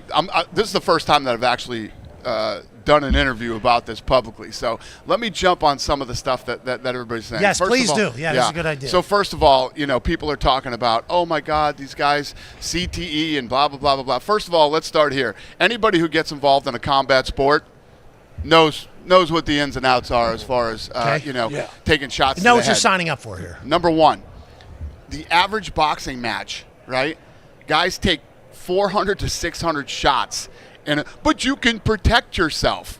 Okay, but you're still taking 400 to 600 shots, which doesn't include the shots that they took training and sparring Leading to get up ready to. for that Yeah. fight. Okay? Number one. Number two, even in the UFC, these guys are taking shins, elbows, knees. These guys take 3 slaps or less per event. And they're going through the same exact medical testing, right, that all my fighters do. There's nobody that is more ahead of health and safety than me. It's super expensive. Well, you have to be. Yeah, you have It's to. super expensive, but that's what you don't have to be. I It's guess you're what right. we do. In 2023, you would have to be, though, I think, right? They would kill you. Let me tell you this. In 2001, when we bought the company, right, from 2001 to 2023, there has never been a death or serious injury in the history of the UFC. Because I spend the money. Hold to on, make I sure. bet whenever this was coming in, though, the talk was we're going to see people die in here. That was the big thing going against you. All the stuff that's being said about Slap was being said about the UFC in 2001 through 2005 or whatever it is, right? Now, in boxing, since 2001 to 2023, 34 fighters have died in boxing, okay? So all the stories and all the talk are about the wrong thing. Yeah. I mean, you should be... Worry about boxing. Don't worry about what I'm doing. First of all, I'm spending the money to make sure that all these guys are. First of all, you have to make sure that you have a healthy guy that's going into the fight, right? He's 100%. Are you calling them fights? Is that what it is? What is the slap thing? You can call it whatever you want. You can call it a fight. You can call it a slap. Call it whatever you want. Yeah, match. Whatever you want to call it. Slap match. Into a little slap match here, boys. It's a slap fight. Bro, they bring Let me it tell you to something. If you can get knocked unconscious, you're in a fight. Yeah, okay? I think so. Whether you, And you can. These fuckers. Whether you get, that's the thing. Some of these guys are trying to say, well, this isn't a fight. Well, if you can get knocked unconscious with a slap, a punch, an elbow, a kick, a knee, you're in a fight. No, so have you been to? What's the experience like live at one of these things? It's insane. How loud is it? How loud is the slap? It's loud as hell. Do you mic those up? Do you mic that up? Like, do you? No. That's all. When you're in this thing, the pop that you get off one of these. What do you think is going to happen with slap? Like next 10 years, if you had to project it. You think? Listen. First of all. There's so many scumbags out there gunning for me right now. I don't even like to talk about a lot of stuff. In the next 3 weeks, you'll see the evolution of this thing and where it's going next in the next 3 weeks. So, first of all, it's is it a crow hop? You get to hit like I get to crow hop into one. Yeah. There's an evolution to this? Double slap? Yeah. Well, no. The question is, when I mean the evolution, I mean on the business side. Got it. On where it's going to go. Oh, we're signing deals. So obviously we launched on TBS and thank God TBS they stuck with us and so when this thing airs, nothing is ever held. That's been in that slot behind AEW wrestling has ever been able to hold the audience.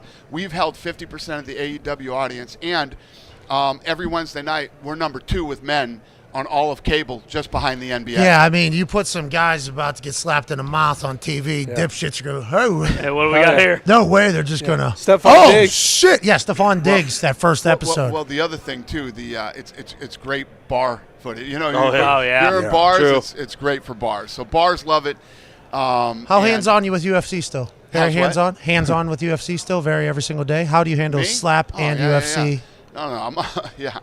No, I didn't have enough shit to do. Now I'm doing slap too. But that's what I was thinking immediately upon hearing you were signing up for it. Launch another promotion. Okay, that's good. But you know what? A lot of people don't know.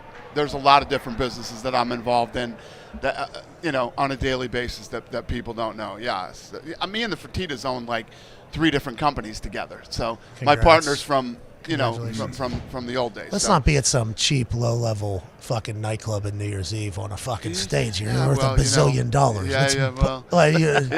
Dana, welcome to a new life, dude. You're a bazillionaire, dude. You're a bazillionaire.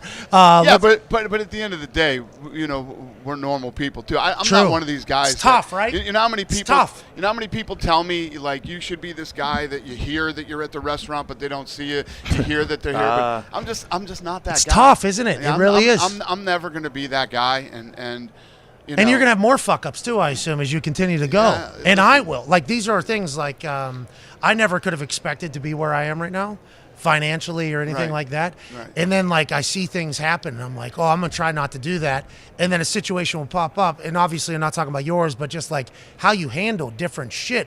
It's a whole new world whenever you become a very fucking valuable asset to society. Especially these days in this a lot of pressure. This whole cancel culture thing. I really don't feel the pressure of that stuff. I don't care, man. I don't care. I do what I do, and if you like me, you like me, and if you don't, you don't feel an obligation at all? I don't give a shit. You don't feel I don't give a shit if you like me or don't like me. I really don't care. But I'm going to go out and I'm going to live a normal life. I got 3 kids. I don't want them to live in some freak show world where we're hiding from people. Guarded. And these people become celebrities and they don't go out in public, and I'm never going to be that freak. I'm just not going to be that guy. Listen, my fuck up on New Year's Eve was as big as it could get, but at the end of the day, public, people all have perceptions, but that's really between me and my family. Mm-hmm. It's between me and my family, and obviously, my wife and I have been together for a very long time. We're still together, and it's about our kids. I mean, at the end of the day. Yeah, absolutely. Everybody else is going to. And this is one. You're one of the faces of society, though. I get it. You got to remember that. Well, yeah, I do remember that. But at the end of the day. That's why I appreciate the way you do your press conferences. Like, it's between us. That's why I appreciate the way you do your press conferences, because you are one of the faces of society and you shape the way the future is going to be. So, like, anything you do in your personal life, people are viewing it the same way. But in sports world, you wearing your T-shirt, somebody asking a question, you go, like, I'm not fucking doing that. Like, people have wanted you to change in that particular way, and you never did. So I want to let you know, like, living your life and not caring, you've inspired guys like me. You've inspired people that have looked on. Like, that's who you are in Americana now. So I think that is, a different world. Yeah, I mean, listen, if you think about, and I'm sure you deal with this on another level too, if it's like this whole thing after we launched Slap, you have the media attacking it, you got all the weirdos on social media that are doing whatever, but if you really gave a shit what these people thought, you'd never do anything. And let me tell you what, if the media tells you it's bad, you got a winner. Got a baby. Oh, yeah. They tell you it's bad, you got a winner, man. Because these guys have no fucking clue what they're talking about. I mean, everybody wanted to lynch me when we went through COVID. You care more about the bottom line than the world. It was the world's health, 100%. Not just America's health. 100%. You're gonna kill people. You care more about money than you do human life. Yada yada yada. The New York Times, all the loonies coming after me every single day. Well, how'd that work out, right? I mean, we built the only true bubble that existed during COVID. And so if you listen to the media or you listen to any of these other people, you're out of your mind, man. Well, they're giving us a bunch of awards right now, so it's been a kind of an interesting thing. This media folks have just been giving us a bunch of awards. Well, you deserve it. I mean, look at what you guys have built in such a short amount of time. I tell you all the time, what you've done is incredible, and but people like you. You get interviews that other people don't get. They'd rather sit down and talk to you than most of these douchebags in the media. You know what I mean? It's just that they are what they are, and they know they are too. They're trying to be douchebags so that they can get some attention. That's what it is. It's not about sitting down and really talking to somebody about whether it's their business or their personal life. It's about pushing buttons and trying to and when you read the clickbait bullshit that they put in the headlines, and the story's not even really about that. That's why people do interviews with you instead of, and most of the biggest guys in sports would rather talk to you than talk to these, It's a change. We're in the middle of it, and you've been able to handle it well as a business person, which is not easy to do, especially if you came from an age in which you didn't have, the internet on your phone growing up, which I didn't have the internet on the phone until I was in college, so I know you certainly didn't. Right. Let's talk about another business that obviously you have run fantastically for a long time through a sale worth multi-billions, and then it's already probably over that, and it's just miraculous what the UFC has become. Got a massive one coming up in Australia, I believe, 284. Right. And before we dive into that, we have to talk about The Ultimate Fighter, which is obviously a TV series that's going into what season? Yeah, 30th or 30. Damn. Unbelievable. It's in the 30s. 30 seasons, if anything. This is going to be the biggest one yet. Conor McGregor's coaching against Michael Chandler. Hello, welcome back, Conor McGregor. Hello, Chandler, electrifying fighter. This has to be dream come true over at UFC headquarters. Yeah, every year when we go into the new year, we're trying to think of what are the biggest fights we can make. What are the whether we do big things on the Contender Series, the Ultimate Fighter, looking for a fight, all these other shows that we've created to build talent, and Conor and Chandler will be a fun one, and this is the first time that it's actually going to air on ESPN, the network. So they were on ESPN Plus since we've been with ESPN, and this one will air on the network. So AQ has a question follow-up on that. Yeah, so if Conor beats Chandler, right, is he automatically right into the title? I mean, is that... I don't know. I mean, what we do with that is, like when we were talking about, everybody's saying, when Conor comes back, who's he going to fight? Who's going to fight? Right. You got to look at the landscape and who's already got fights, who doesn't, and the Chandler fight is a fight that people love. It's going to be that fight is going to be absolute violence. Hey, that's the right guy. Absolute. That's violence. the right guy. Is it at 155? Yeah, it is. Yeah. Okay, and we don't have any of the. We don't have a venue, a location, a date, or Are you shop that? Will you shop that to states, cities, arenas? What will you do? Yeah. So because of COVID, if you look at what went on during COVID, we've been hitting the same spots. I was going to places where there wasn't going to be any bullshit, and I wasn't going to have to deal with any. Florida, Texas. No brainer. Abu Dhabi. Florida, Texas, Abu Dhabi. Right. So now we're at a point where. All these venues want us back, and we got to get back out there and start. So what do they add? Like concessions? You're able to get concessions as well, or is it? We're going to Miami for the first time in 20 years. We haven't been to Miami in 20 years. Damn. So, That's going to be a big one. People are already hitting me up for tickets to Miami. But yeah, we're going to start hitting a lot of places. And to your question, I don't know where the fight will be, but it will be wherever we can do the biggest gate. And Oh, you're doing a stadium? Is that going to be a stadium? Wouldn't be a stadium. You do MSG. What about Alamo you do Dome? Vegas. 51,338 down there for Royal Rumble. That's huge. Jerry World. It is. 51,000 people? That's a fucking massive building. It's true, too. We've always wanted to do Dallas, Texas Stadium, so who knows? That could be a player for the Conor fight. You never know. We'll see how it plays out. You and Conor's business relationship has been really cool because I watched that doc, that Notorious doc. So obviously we've all seen where Conor actually was living and has come from to where he is now, and him understanding his worth, and you as well being a part of the promotion in there. It's like that's been a really cool business relationship to watch grow. You guys are on good terms, always have been? Great terms, yeah. I mean, Conor and I have a great relationship, and Conor's a little. Listen, Conor would be perfect if he would just show up to places on time. If he showed up on time, he'd literally be perfect. Doesn't have to. Conor doesn't have to. Exactly. Conor shows up when Conor wants to show up. So, but other than that, I mean, the kid's awesome. He's a smart guy. He knows business, and he's fun to deal with. And his fights are incredible. They're fun to watch. They're fun to be a part of. So the press conferences are going to be must see, especially with Chandler. Chandler seems like the perfect guy, not only in the cage but to promote the cage. Yeah. Loves talking. Yep. Yeah. Loves talking. I think there's going to be respect from Conor to Chandler. I do too. I think there's going to be respect. I don't know how that angle is going to go, but I'm excited to watch it unfold. A couple more questions here for Dana White. And Chandler's a really good person too. He's a great kid to work with. I love that kid. Couple follow-ups on some things you said. You said it's going to be on ESPN. Conor, I've heard say fuck before. How's that going to work? And then you talked about how boxers preparing take shots before the fight. Do the slap guys, how do they train? Yes. So, two questions. First of all, the show will be taped, so you can bleep. Will you have to? Yeah. Oh, yeah, we'll have to bleep on ESPN. No. Michael Jordan said I'm not. Yeah, after 9 o'clock. Dude, they ran that Last Dance. Yeah, I think you have precedent. You have precedent here. So Last Dance was on Sunday nights after 9 o'clock. Interesting. They let it fly. Oh, Michael Jordan was saying fuck on there. Several times. Oh, yeah, and it was their highest rated. Incredible. Yeah. That would be incredible. Yeah. It's cable precedent. TV. I mean, right. Exactly. Yeah, that would be you incredible. got it. Put that in the old back pocket here. Think about it. But it's Disney at the same time, so I don't know. Have you heard anything about that? Huh? Have you read any of the reports about that potential thing, spinoff? What? Oh, never mind. You would know more than me. It must be a lie. Yeah. I don't even know what you're talking about. Allegedly, there's a chance. This is just on the internet. I'm not making this up. This Business is just me Journal? reading it. Yeah, I think it was Sports Business Journal reported. Disney's potentially going to spin off ESPN.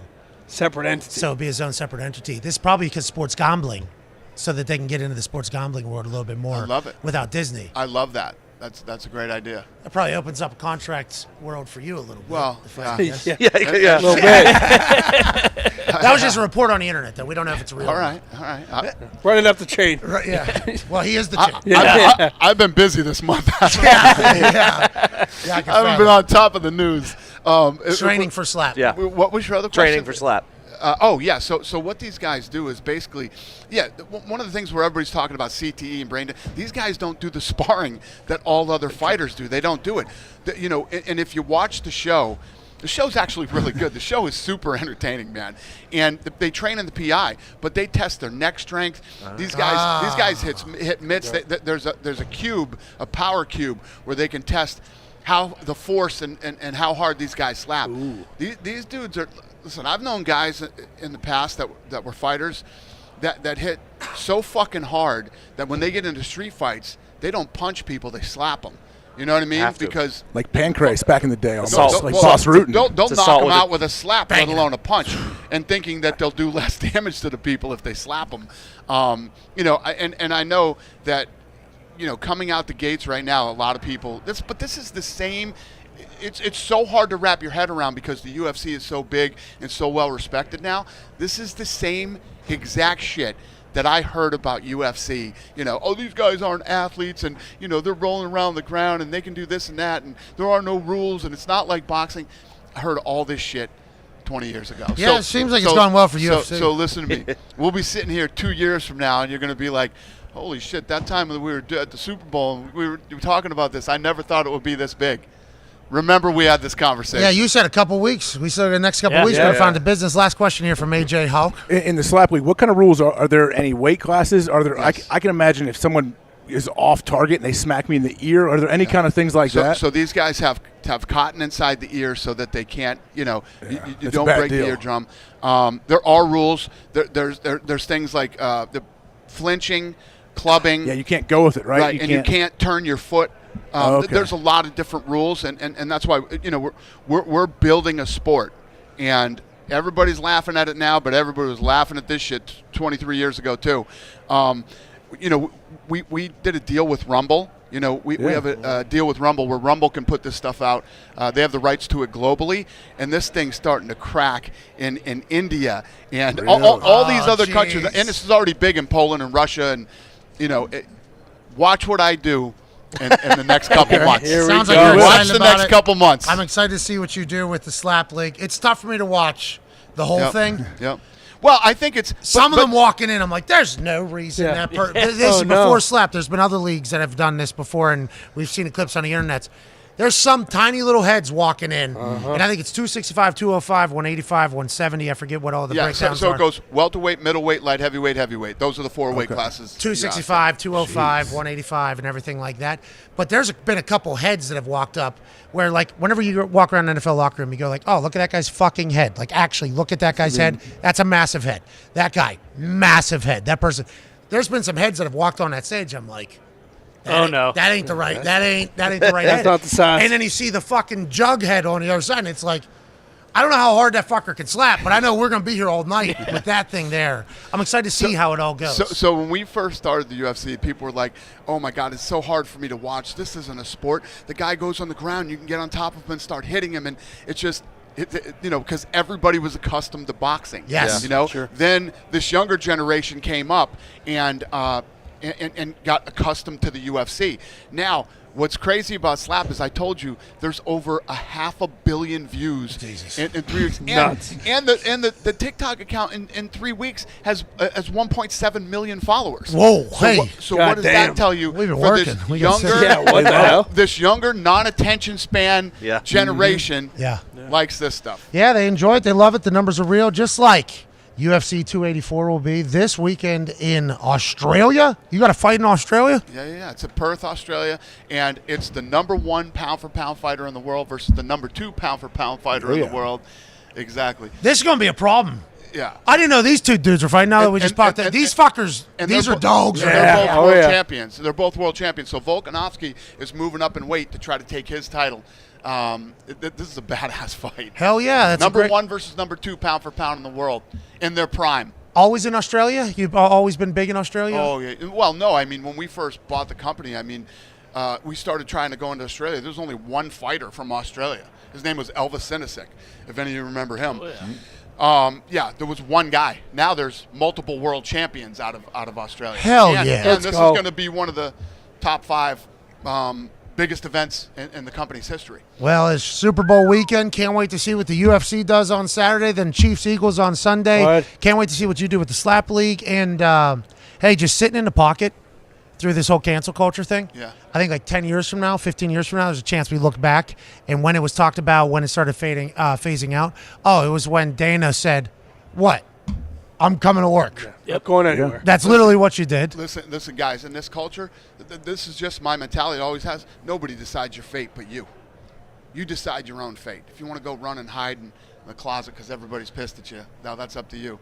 But, you determine your fate, not other people. Go ahead, AJ. Danny, you trying to recruit Aaron Rodgers to the Raiders? Everybody's asking me this. I'm happy we did. Brady and I had a relationship. I wanted him to come to Vegas. And, you had him signed to Vegas with Gronk. Yep. Sounded like it happened, though, right?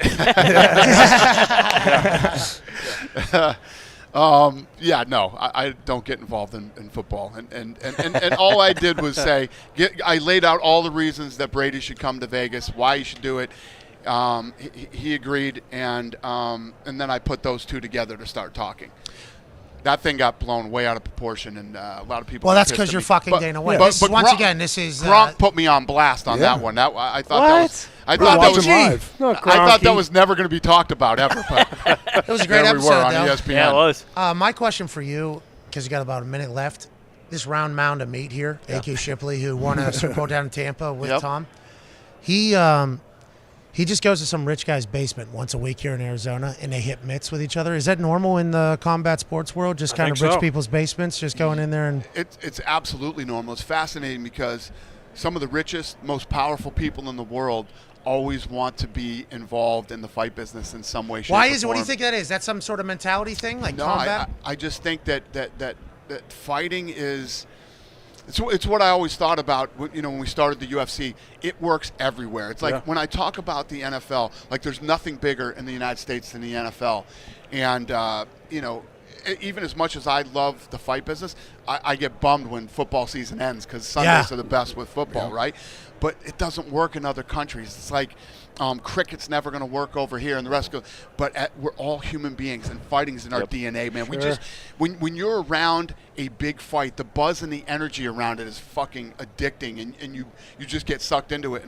And it's funny because from Putin to the royal family and Abu Dhabi to the presidents of the. I mean, when Trump was president, right, and now that he's not president, Trump will call me on a Wednesday and go, "Come on, man, who's going to win this fight?" And he'll start talking to me about the fights. And I like Volkanovski quite a bit. It's crazy. I love it. So, I mean, the richest, most powerful people in the world are always, they love fighting, man. It just works. Yeah, he's going into their basement, putting a mask on, and doing the whole thing. It's certainly interesting, but we love it, and it's all because you took the UFC from what it was to where it is. I assume you're going to do the same thing with Slap League. Great to see you, man. I appreciate it. You too. You're the Thanks, best. boys. Ladies and Awesome. gentlemen, All right. Dana White. Yeah, Dana! Woo! Hey, appreciate you, man. Thank you, dude. Yep. You look good. You still keyed on? Jeez. Hell yeah. Me too. I'm trying. Yeah, dude. You're going to be able to do it forever? All right. Jeez. Really?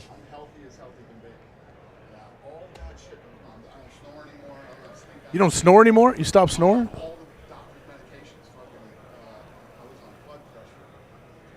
What? You look good? Jeez. All right, cheers, Yeah. dude. Thanks, man. Cheers, Yep. man. Congrats. He's in great shape. Yeah, Great shape. He looks real good. I did not expect that. For some He did. reason. That was the first time we had met in person there. Yeah. Yeah. Oh, me and Dana. It was awesome. Had at the beginning, like, yo, Yeah. That was tough. why's he at that bar? Why'd that happen? I do appreciate the fact that he has no idea who he is, though. Yeah. You know what I mean? Like that was very apparent as he was talking. I don't care if he's. I'm like, you're Dana. A lot of people do. Yeah, you're Dana. You're Dana White, though. You're fucking Dana White. So you rolling around the basement isn't abnormal, is what we learned. Yeah. Let's go. Did you think it was?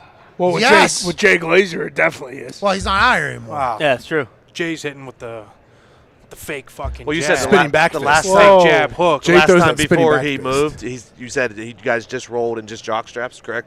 Yeah, exactly. Cheeks That's out. exactly what. Yeah, Cheeks yeah. out. Thongs, just straight thongs. Said, hey, Q, I'm gonna fucking punch your dick off today. Thongs only, baby. All right, we got Aaron Rodgers joining us in about 20 minutes. Andrew Whitworth will join us in about an hour.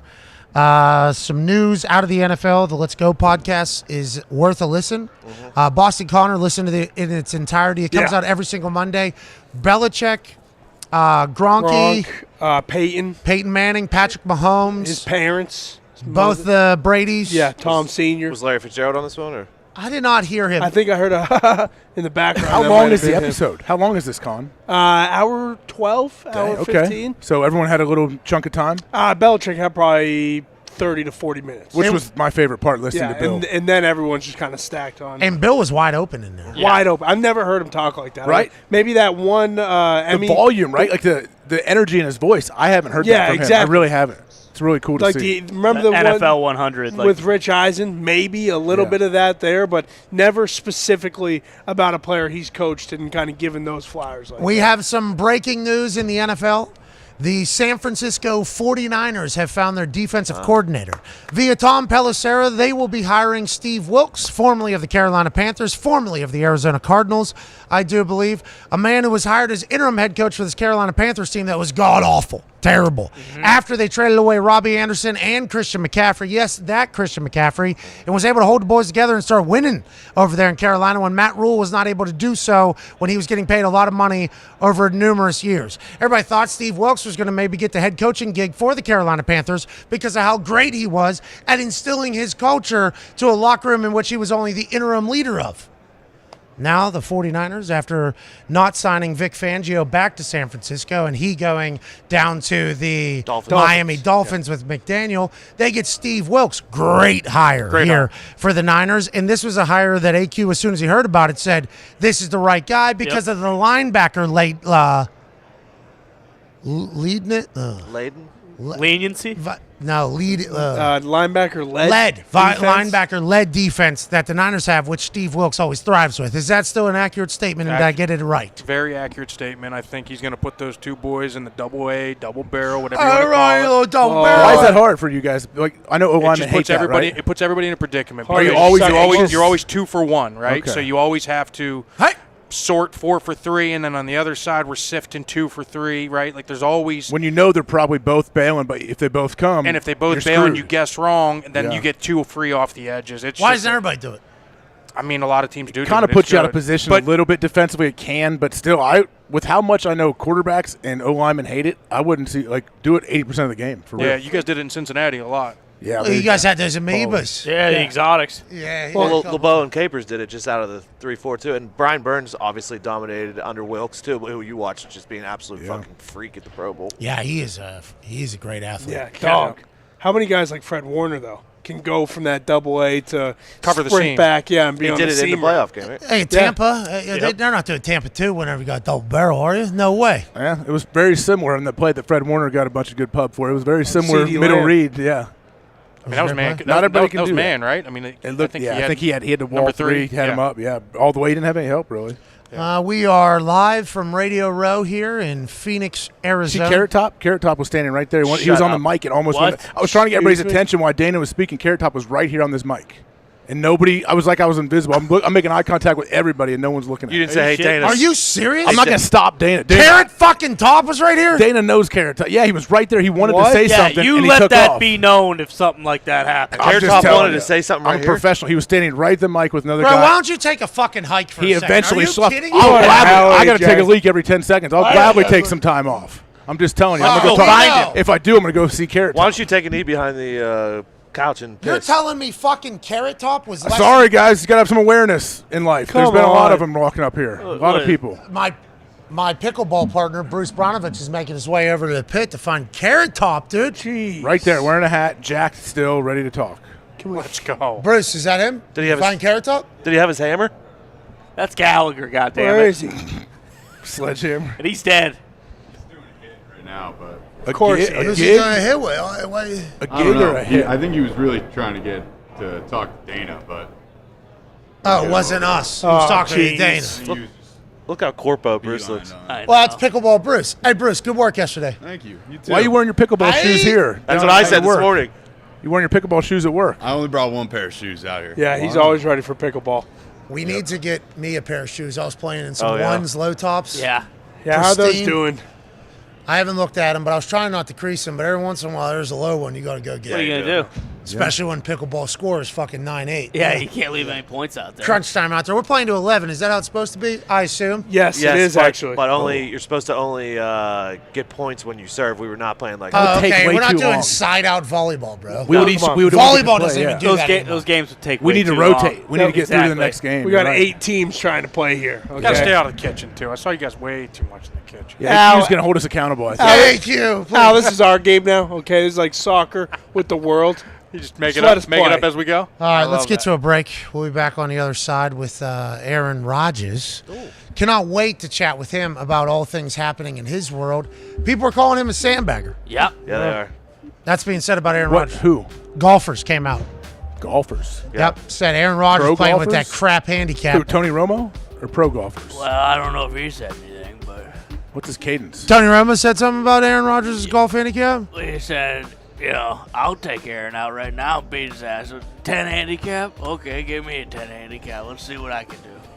180, was hot. 180, was hot. It's my pickleball partner. That is awesome. A.J. Green has retired from the NFL. Congrats, A.J. Green. Good run, A.J. Great run. Obviously, when he was at Cincinnati, he was problematic. Then Andy Dalton and he kind of just fizzled out there at Cincinnati with an unceremoniously exiting of both teams. He goes to the Arizona Cardinals. Okay, here we go. When DeAndre Hopkins gets hurt, we got A.J. Green able to make up for it because A.J. Green is an absolute dog. One reason or another, it didn't work out how we all could have envisioned it. I got nothing but love for A.J. Green the way he plays the football. He earned $118 million across 12 seasons with the Bengals, Cardinals, third most among wide receivers all time. Congratulations to the businessman that is AJ. Now, we go ahead and count for taxes, and you start cutting that in half immediately. Yep. And did he get every dollar that was in every single contract? Probably not. But we will say thank you for your service to the league, Mr. AJ Green. Thank you, Tone AJ. Diggs, anything to say about AFC North rival AJ Green? He was an absolute problem. I mean, those teams stunk, but you knew that AJ Green was going to show up every week, and they never beat the Steelers or anything like that. But he was a problem. AJ, did you ever play alongside AJ Green? I beat the Steelers when I was on the Bengals with AJ Green. Not in the playoffs. Maybe once. Yeah, not in the playoffs. We had 30 yards. There was a penalty. We had 80 yards of penalties in one play, knocked us out. But yeah, AJ Green, I was always impressed with him. He was an absolute stud, but very quiet, great leader though at the same time. Not going to give you, sometimes receivers can create some issues for a team. AJ never created issues for anybody. He was just a professional. Actually, on that play, I believe AB confused Vontaze Burfict with James Harrison. You're right. You might be right there. That's right. There was some breaking news a couple days ago about who or what caused ABCTE. It turns out it was James Harrison. Yep. And now all of Cincinnati is saying, we're the ones that caused the CTE. That's actually happening on the internet right now. And that's the world we live in, and we got to remember that. The Cardinals finalists are down to Lou Anarumo and Mike Kafka after Brian Flores has removed his name from contention to take the defensive coordinator job for the Minnesota Vikings. AJ, what's wrong? I just wonder why he would take his name out of contention. I know you're going to say the facilities, but is that he didn't think he had a shot at getting the job? I wasn't going to say the facilities that particular time. I already said it earlier because I would like to hammer home that A.Q. Shipley, a human that has been in numerous buildings, is allowed to have a take that the ownership has treated the facilities like shit, and that is probably an accurate take if the player is saying it, and that is not a shot at the fan base. This is just like the indoor facility at Cincinnati. This is not a shot at the fan base of the Cardinals. This is strictly a shot at ownership of the Cardinals saying, hey, don't be this team. Don't be a fucking cheapskate. Yeah. Doesn't make sense. Don't do it. There's no reason to do it. Get a media room, right? I mean, you saw it on Hard Easy Knocks. as that. That's like an easy thing. Bengals have a media room. They had a media room when I was there. Yeah, but they also had that fucking cart. Yeah, underneath the highway. Well, it was sweet, like organic type thing. It was cool. Yeah, from the grassroots type. In the bowels of the stadium. All right, let's get to a break. That's the breaking news of today. Yep. Jeff Lurie of the Philadelphia Eagles, co-CEO of the Eagles, he has come out and said, Jalen's got nothing to prove to us. He is our guy of the future whenever an extension was brought up in his interview or his question and answer. So he said Jalen's our guy going forward. Probably the right play. This is via Tim McManus.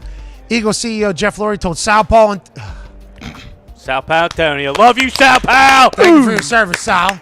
Jalen Hurts has nothing to prove to be viewed as long-term answer. A quarterback asked if contract extension negotiations are in the future. Lurie said, he's just what we're looking for. Hell yeah.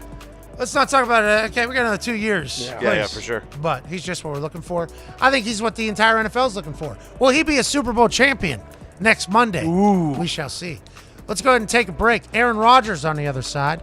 Be a friend, tell a friend. Take 5. 5!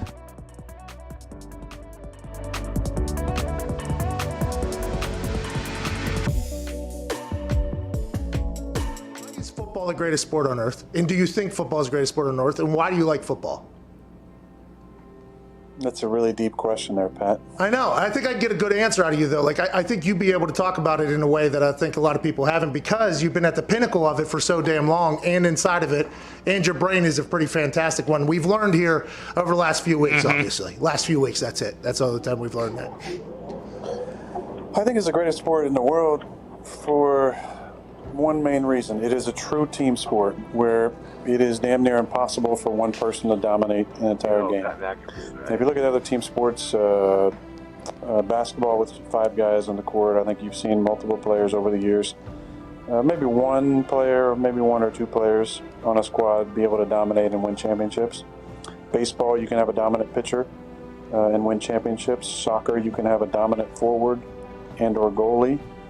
That seems to be a little more of a team sport, but you don't have 11 players engaged at the same time on every play. It is truly a sport reliant on every player on the field to do their job in order to be successful. And I think that's why at times, certain star players can get maybe too much credit and maybe too much blame on the flip side, because it does take so many players at the same time in 3 phases to win football games. And I think that's the beauty and the draw of our sport, is that something new happens all the time, because you are literally dealing with 11 humans on the field at one time who all have lives outside of football, and there's distractions, there's a reliance on coaching, there's a reliance on preparation, there's a reliance on diet and performance. I just think there's so many facets to it that you see something new every single week, and I think that's the beauty in our game. When it comes to the love that I have for it, it's rooted, and I think like any player who's played for a long time, the love is not just about our sport, it's about competition. And I think there's nothing in the world for me that fills that need and that hole I have like competition. I think players who play for a long time at a high level, you have that need to be satiated competitively, and it's a love of going out there and going against guys and being in an environment where you know that nothing is guaranteed. And that's why at times I've taken umbrage to people saying that it's easy, because it's not easy. It's never easy. And I think that's the beauty in our game, is that you see things new every single week. It's never easy. And your only thing you're guaranteed is the ability to compete. I love that aspect of it. I love competing. I love going out there and harnessing the fear of failure, where I think so many people who maybe don't love football as much, the root of that is a deep fear of failure, that you might go out there and your best might not be good enough, and that's not okay with you.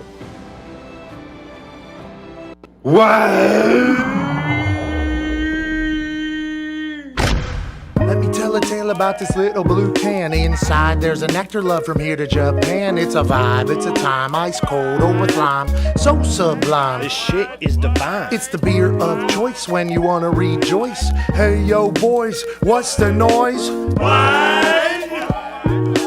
Hey yo boys, what's the noise? Well, us and Bud Light have made it a fish. We bring the stoogery, they bring delish. Feels like a genie just granted us a wish, cause for all of us, it was love at first sip. Now be a bud, tell a bud to grab some Bud Lights. Going Drizzly Code is what? $5 off tonight. Going Drizzly Code is what? $5 off tonight. Cause if you're living life right and you're drinking Bud Light and you wake up in the morning and you fight the good fight, then you're doing A-okay, doing A-okay. Matter of fact, you're doing great no matter what they say. Now, be a bud, tell a bud to grab some Bud Lights. Going Drizzly Code is what? $5 off tonight. $5 off tonight. What?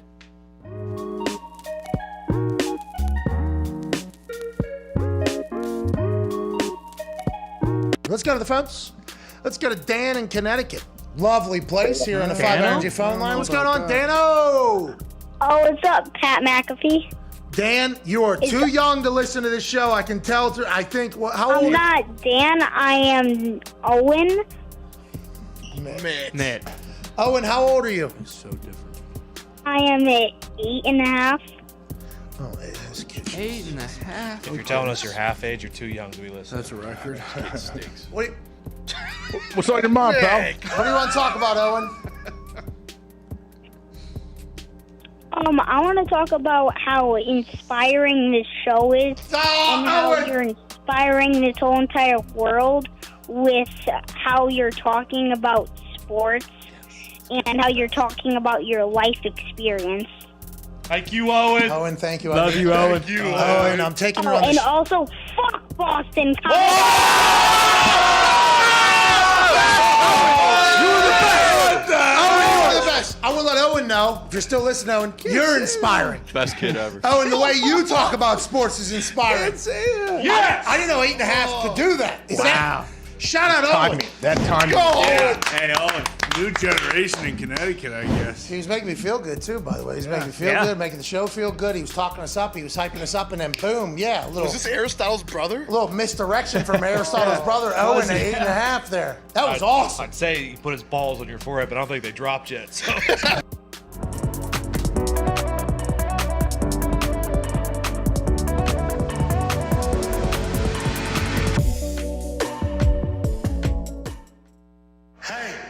Why? Let's go! This show fucking stinks, and the fact that you listen, we are very, very thankful for it. AJ, never cease to amaze me with your toxicity, pal. You got a couple of these? God damn it! What the fuck are you doing? Fuck Boston College.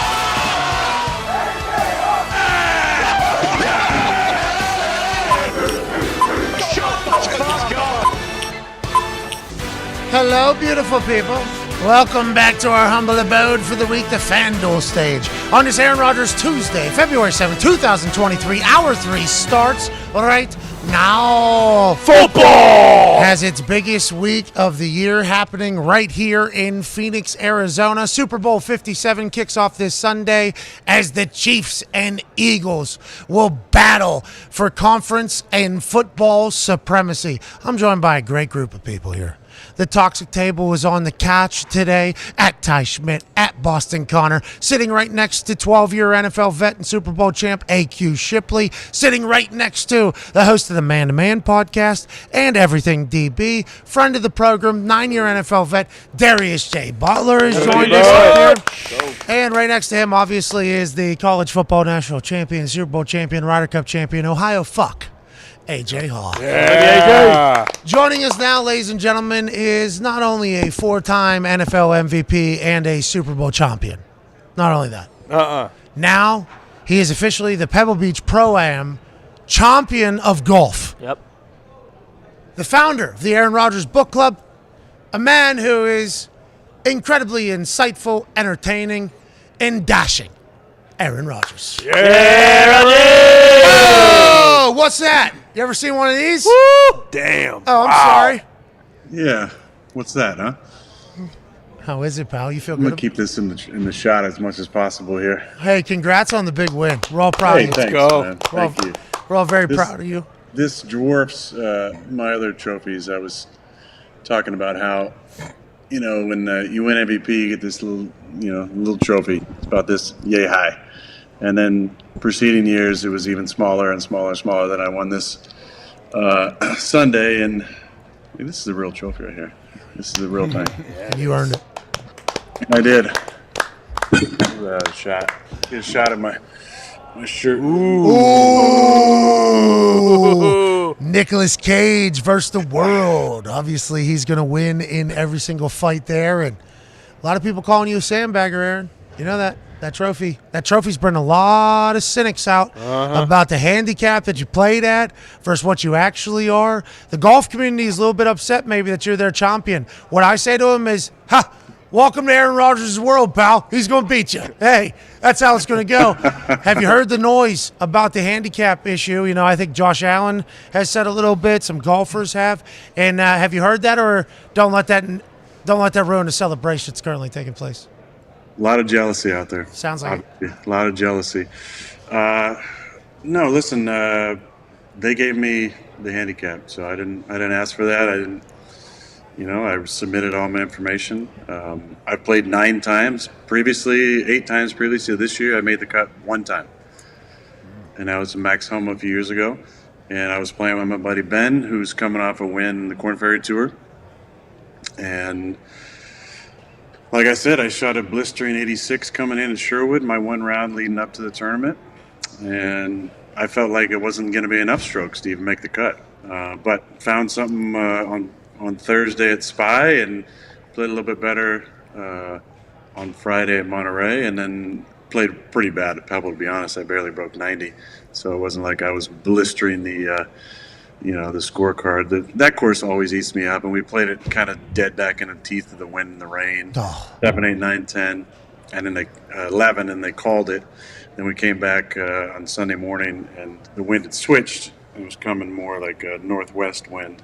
So we played the last 7 back into the wind, so it wasn't like we got the good side of the draw on that one. But Ben played great last 8 or 9 holes. I don't even think I helped out a stroke. He made a few birdies coming in, and we held on for a 1-stroke victory. So it felt pretty damn good. Yeah, you earned it. Don't let these haters hate, Don't let these negative Nances bring you down. You won that thing fair and square. So what? Sorry I got hot. Sorry. Isn't that what we're supposed to do? What matters? I'm supposed to play good. Did you get to scratch a competitive itch? I remember whenever we were talking to you a few weeks back after the season had ended and we were awaiting the whales to come down from Alaska to give birth to the baby. Have they done that yet? They haven't. I saw some actually in the bay, but I didn't see any.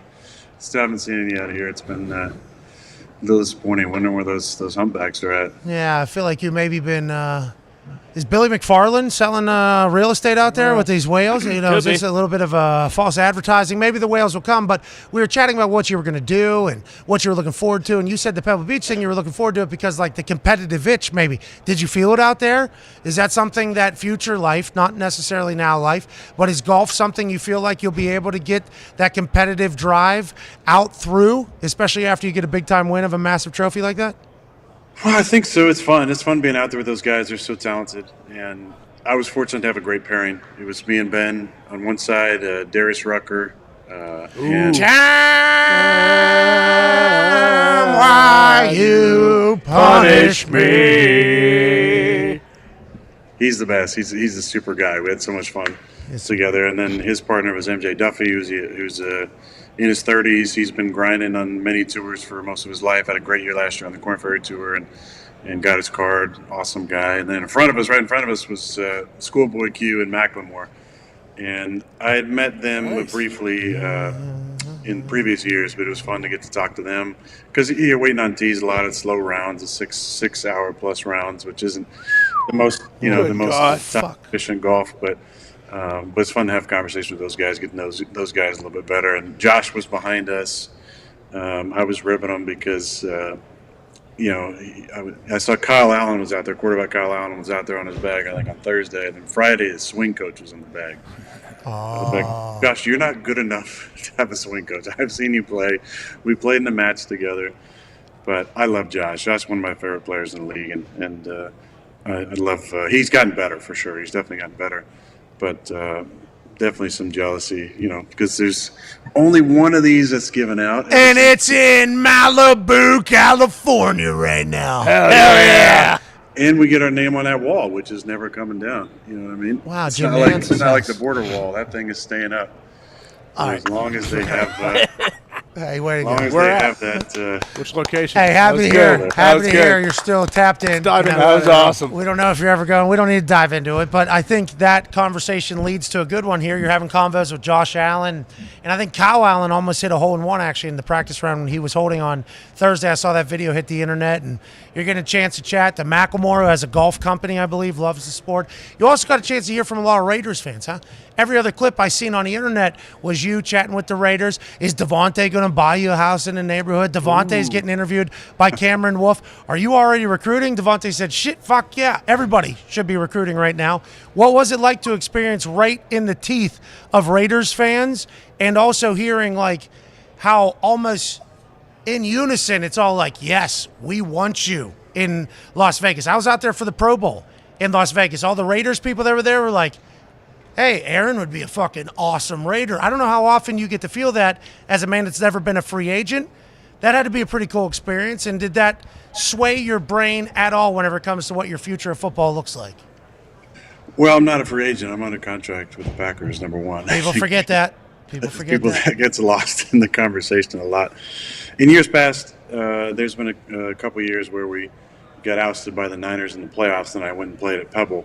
And those years, very razzing, I would say, from the crowd. A lot of Niner yells and other various well-timed trash talk.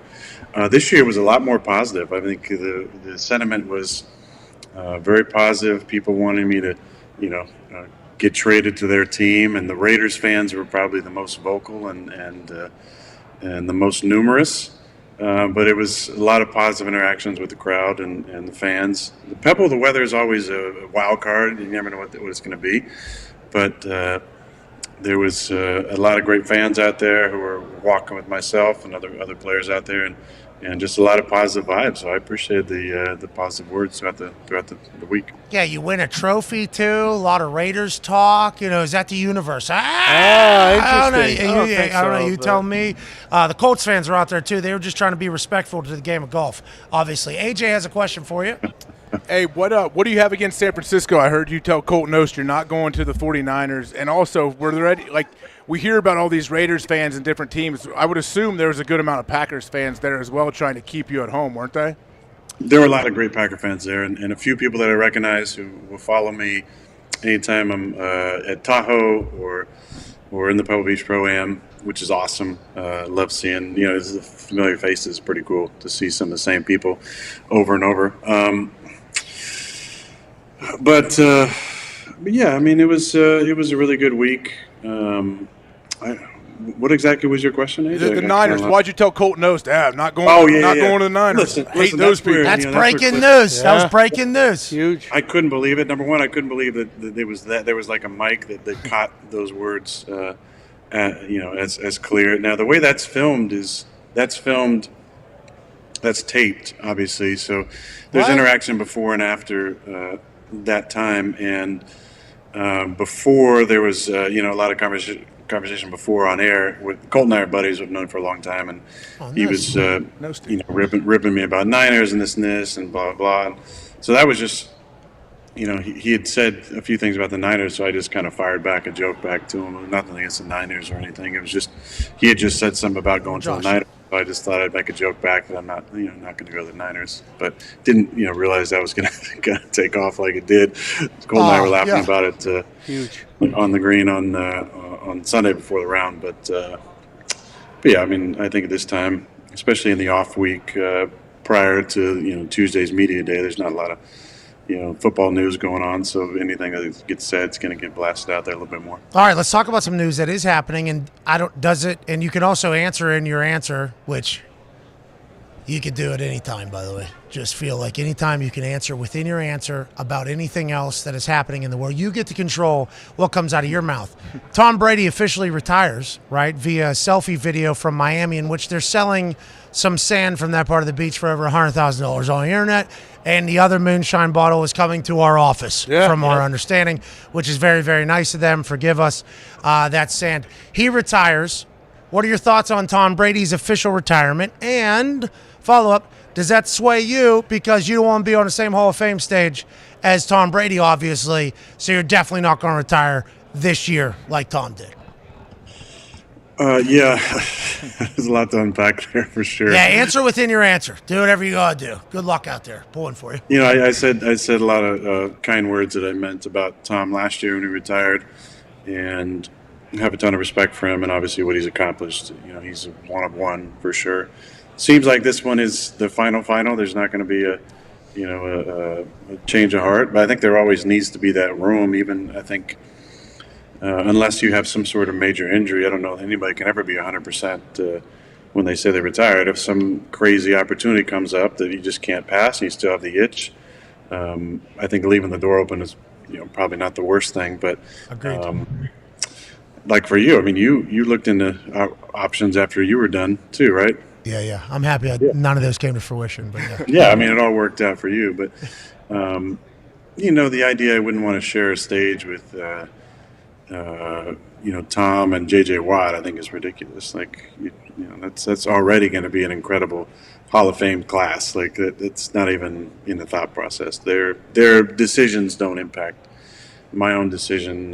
Doesn't make me want to, come back so I can, have the, my own stage or whatever. That's just not how I think. I don't think like that. And that's what's going to be out there now until there's a final decision. It's a lot of fake news. I mean, that's our media in general. Is a ton of just bullshit, honestly. I saw a report that Athletes First, my contract representation side, has already said I'm going to the Raiders or something, right? I read that the other day. That's nice of them to say that. I mean, Dave Dahn is a dear friend of mine. He's been my agent for 15 years, I think, and dear friend, and we talk pretty frequently.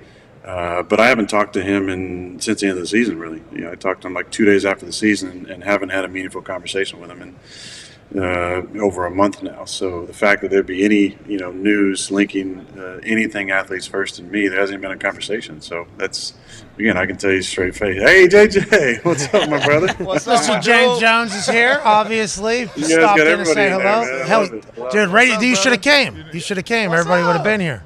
What do you? What's that shirt you got? Sweet on there, shirt. JJ? I like that shirt. It's Chandler Jones, stiff arm. Oh, I thought it was you. Oh, nice. My man. Nice. I know That's a they've sweet been- shirt. I know they've been recruiting you, man. See you, man. Hell yeah. See you, buddy. Hey, I missed you. He works on. He's doing the show immediately after our show on this stage or whatever. I got a chance to see him yesterday. He looks so good right now, Aaron. You should see. He looks. He has 10 touchdowns. He looks unbelievable, dude. He'd step on the field 10 touchdowns guaranteed. All he does is catch touchdowns. That's James Jones. That's a great tagline. Him and Tommy Wilson. Yeah, pretty sweet. Tommy Wilson from That's Spencer Havner. Spencer Yes. and Jordy. Yes. Yeah, I mean, there's a lot of those guys that you play football with, which is why everything that you do or say or gets leaked from your camp is big time news. What it sounds like. Leaked from my camp. Yeah, Dave Dahn. I'm my camp. A1. A1. I heard There's A1 nobody say else. that's your camp, obviously. But whenever you say I'm not going to the Niners in a shit talking fashion to the host, that's taken as like, bam, he doesn't want to go. Hey, Shanahan. Hey, this guy, what's the deal? He doesn't want to go there. It's like, I don't even know if he's alluded to anything. That's your life, though. And we've realized that that's kind of your life over the last couple of years. I'd be remiss if I didn't ask, have you thought about football while winning the Pebble Beach Pro-Am? And obviously you just said that the Tom Brady news has no say or sway in how I feel like I will live my best life going forward.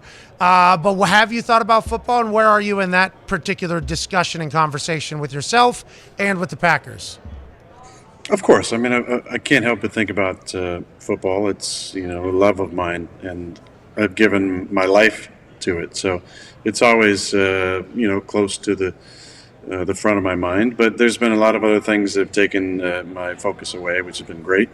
Golf was a great escape for a week. Spent some time with some great friends and actually play halfway decent, win a trophy. That was phenomenal. But there's going to be time for that for sure. I'm not going to be out that way this week, but I'll be obviously enjoying the game and the commercials and halftime and all that pomp and circumstance around the Super Bowl. And then I got some pretty cool opportunity following that to do a little self-reflection. In some isolation, and then after that, I feel like I'll be a lot closer to a final decision. All right, well, good luck with that whole process. All right? Oh, yeah. Good luck with that whole process. We're proud of you, too. It's not bad to have that little glass trophy whenever you decide to go into isolation, have that thing sitting next to you, knowing that the future probably pretty bright if I'm going to go hit the golf celebrity tour unit. Ty has a question for you. I was watching Ty's face while you were saying all those things. I'm excited to hear what he has to say. Yeah, Aaron, given, everything with how hot you've been on the golf course, I understand there's, going to be some time for reflection. You got to figure out what's going to come next with your football career, but are we riding this heater on the golf course? I mean, I expect you to, have tee times for the next 7 to 14 days, and also, are you current on your dues at the Green Bay Country Club? Because that was one of the only ways people were tracking whether or not you were going to be coming back to the Packers last year. Great question, Ty. Thank you. I think I need to settle up with them. I'm a little bit behind on that, so apologies to Green Bay Country Club. I think that that I can handle my dues and the money will be there. Atta baby. Atta baby. Hey, that's a stand-up guy. Huge. But I think I need to settle up with them. I'm a few months behind. But That'll be breaking am I going news. to ride a heater? No, I'm probably not going to play for a while. I don't play a lot of golf in the offseason anymore. I used to play all the time and got down to a pretty good player and then just stopped really playing the same amount. I like to rev it up, and I didn't really rev it up. I played 27 holes before Pebble. I'm gonna play. I'm thinking about playing an event, the Champions Tour in April, possibly. Ooh. there's a little pro-am thing they started doing last year. They believe it's in Dallas, so I'm contemplating that. And then obviously Tahoe is a staple every single year. It'll be my 19th year at Tahoe. That's I got invited again. One of one event. You're invited, obviously, Pat. It'd be great to have you and the boys back because we had an absolute blast last year. Hopefully we can get Mrs. Hawk to come out for a short amount of time. It'd be great to see Call Laura. some babysitters for us. Yeah. And the Hold kids. on now, yeah. Mrs. McAfee might want to try. We need one of those as well, I think, by that time. Might need to get out to Columbus and play tartan a couple times with AJ. See how that swing's doing because I know he's usually just a guy that plays in the basement, but silky smooth. Okay, so let's talk about that this offseason because obviously a couple off seasons ago, you decided to drink that tea. That's right. In the middle of a jungle called ayahuasca, and when you drank said tea, you had an experience that changed you. What did it do? Oh, I don't know. You went on to win back-to-back MVPs. I think you re-examined how you view everything in life, and you've become, I think, a much deeper person than ever before. This offseason, is there any of those types of things already set up, or are those kind of just like a feel, set up and go situation that just kind of pop up out of nowhere? well, those need to be planned. Those are big trips. I get it. Yeah. Because of the profound impact it had on me, it's always something that I kind of listen to that intuition on when the right time is. I don't think it's, again, I'm not ever going to recommend it for anybody. It has to be time and setting that works with you, and obviously the pull to do it. But it's definitely something that when I feel like doing it, then I'll set up a trip. There is some things in the works. No ayahuasca this offseason. All right. Hey, that's big news. Yeah. That's big news. Put on ticker. I don't know if we have a ticker. Mm-hmm. We don't have a ticker. But I think, ceremonies around plant medicine will be a part of my life for a while moving forward. It just depends on the timing, the place, the setting, and what medicine is right at that time. All right, so we're going to travel a little bit. We're going to figure out life. We're going into isolation here in a little bit. Are you doing the golf shot from here on, when's that, tomorrow? Wednesday. I'm not doing that. I've had a lot of fun with that. Last few times I went, I got to play with Mr. Fish, the CEO of Waste Management, a great human being, and had a lot of fun playing with him. But not going to make it out this year, unfortunately. There's a lot of excitement around that tournament. They just bumped it up to one of their premier tournaments, so they bumped up the prize pool, and most of the top players are playing in it. So that's pretty cool for the city. I went back in 2009 before. It was still an amazing tournament. It wasn't anywhere near where it was now, but it's when the Super Bowl was there, and walked the course on the Saturday and just was in awe of just the energy that was there and the setup and the crowd. And it's even, it's that on, major steroids now. It's incredible, the 16th hole and the fans. And last year, 2 hole-in-ones, and they just drenched the green with beer cans. And then there was another one Sunday. It's a bucket list for any golf fan for sure. And the Wednesday Pro-Am is pretty amped up too. I mean, the crowds are just incredible. Me and AJ are taking 2 shots at Glory, I guess, tomorrow. 125 yards out at 16 at the stadium. You get 1 shot, basically, and it's $40,000 donation if you win, closest to the pin. I would put my money on you for that, buddy. I know you've been practicing. You got the simulator now. The game's going to be tight. Hey, how about I almost won that fucking boat last year? You remember that? Yeah. We almost took that boat out of Tahoe. Legit. I feel like we had 3 really good cracks at it. Yes. The hole-in-one one, yeah. Yeah, real close. AJ was I think 7 feet. I think I ended up at 3 feet. I ended up with a bogey. That was tough green. That was the really tough green. Really, tough green. That wasn't on you.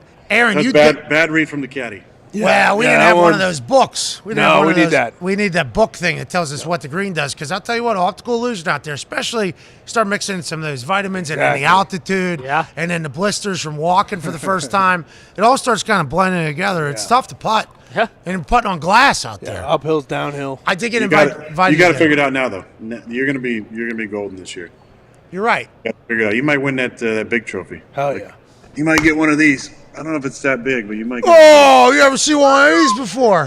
AJ has a question for you, Aaron. Go ahead, Mr. Hawk.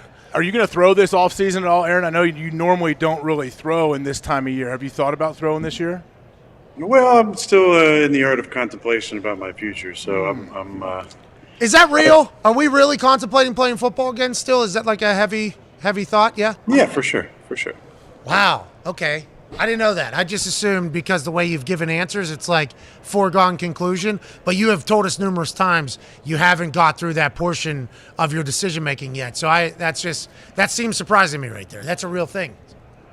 Yeah, it's a real thing, 100%, and that's why I think it's going to be important to get through this week, and then to take my my isolation retreat, and just to be able to contemplate all things my future, and then make a decision that I feel like is best for me moving forward, and in the highest interest of my happiness, and then move forward.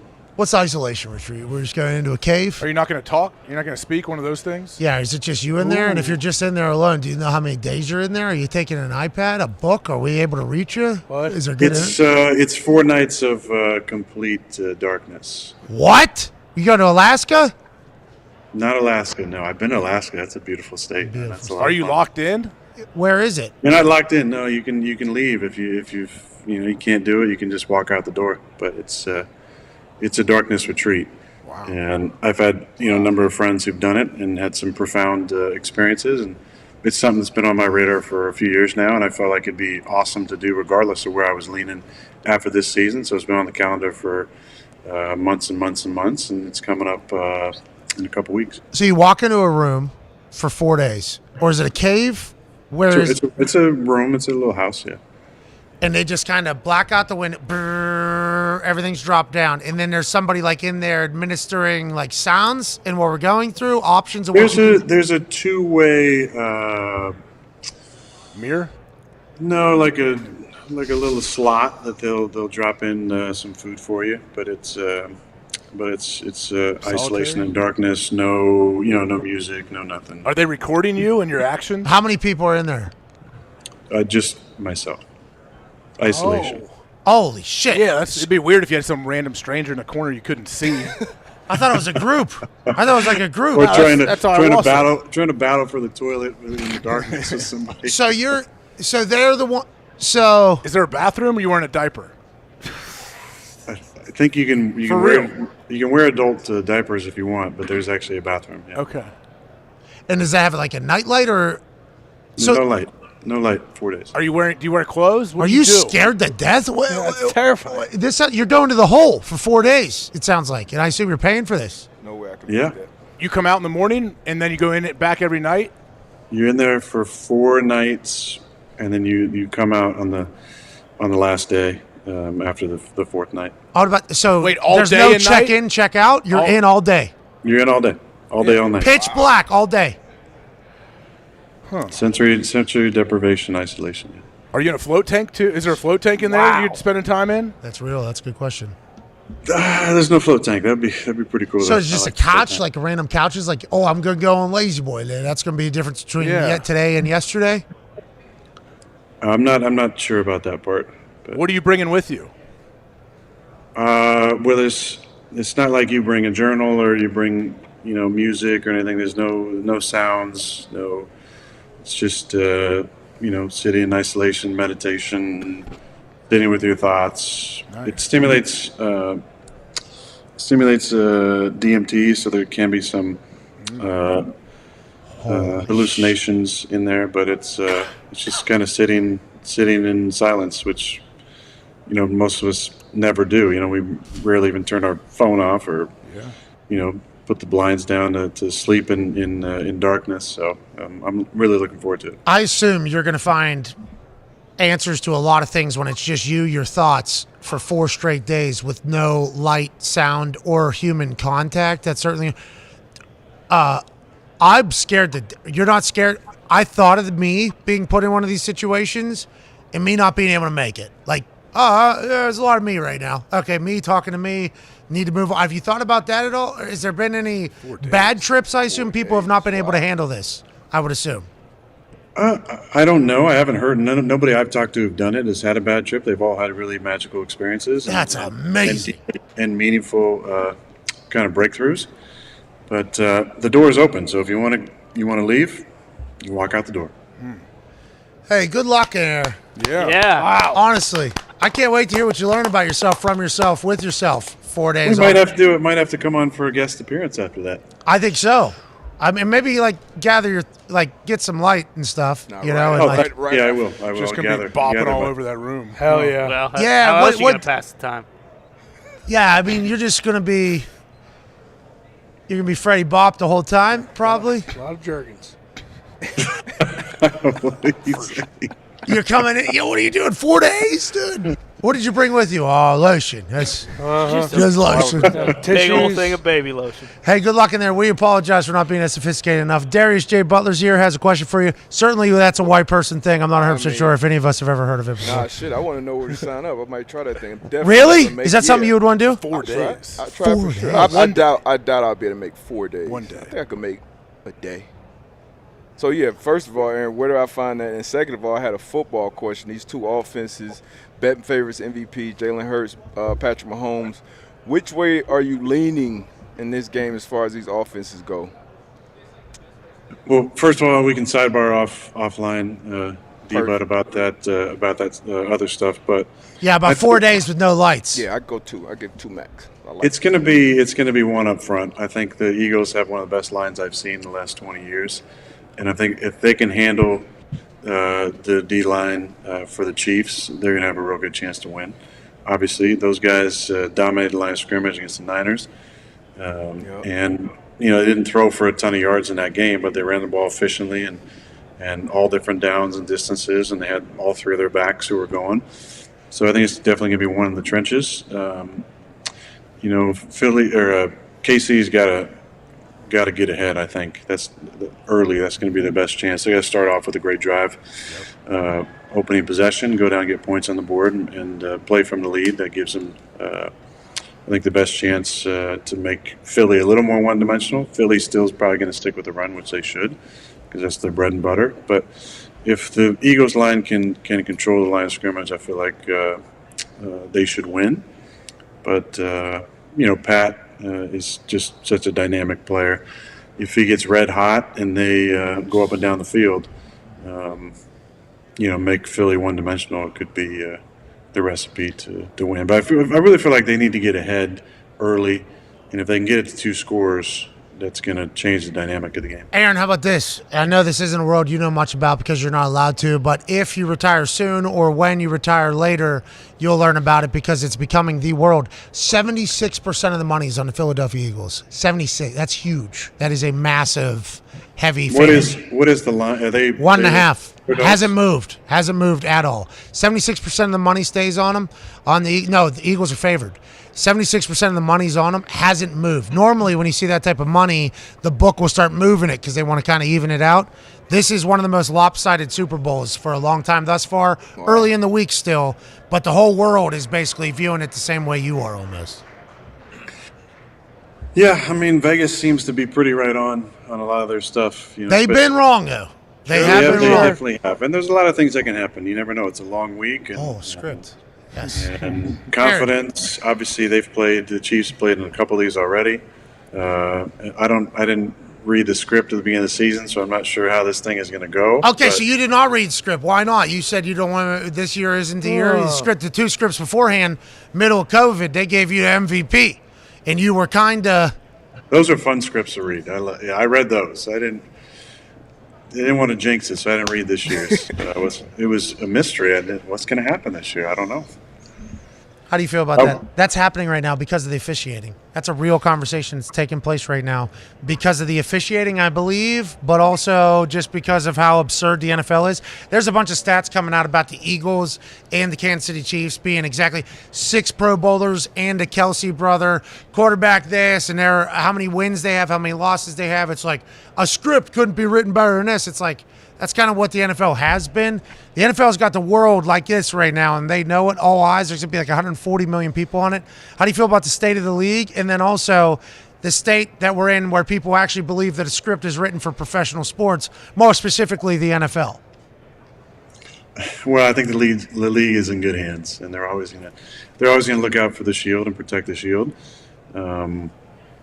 I think that there's some definite things in the referee department that probably should be changed and adjusted. but they have made some changes that I think have been good for the league, especially the extra referee in the sky, basically, where they verify calls pretty quickly to avoid unnecessary challenges. I think that's a good thing. I saw a lot of things about potential holding calls in that AFC Championship game that could have been called, it couldn't have been called. I think when you play in the league, you know who the best refs are, right? You know which guys talk to you, which guys don't, which guys are sensitive, which guys you can have conversations with, which guys and gals, because there's obviously a few women reffing as well. You know who the good referees are, and I think they just need to continue to put those best referees in the biggest games. That's what all the best leagues do. They have the best referees in the best games. Now, part of the issue probably is with some of the grading of the referees, because we send in plays every single week, right? And Yes. So we're always and this, we want you to look at this holding call or this lack of a call here, this this interpretation. And for the most part, they always protect their own, which I understand and respect.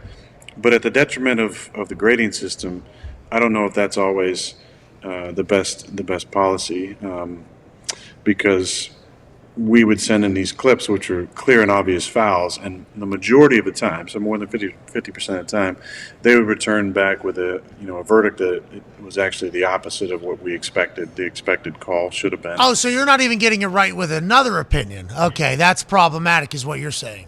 I just think that, and I think that they're protecting their own, which I understand and respect, but is that affecting the grading, which affects who refs these games, which obviously the championship games have way more eyes on them, so there's way more scrutiny.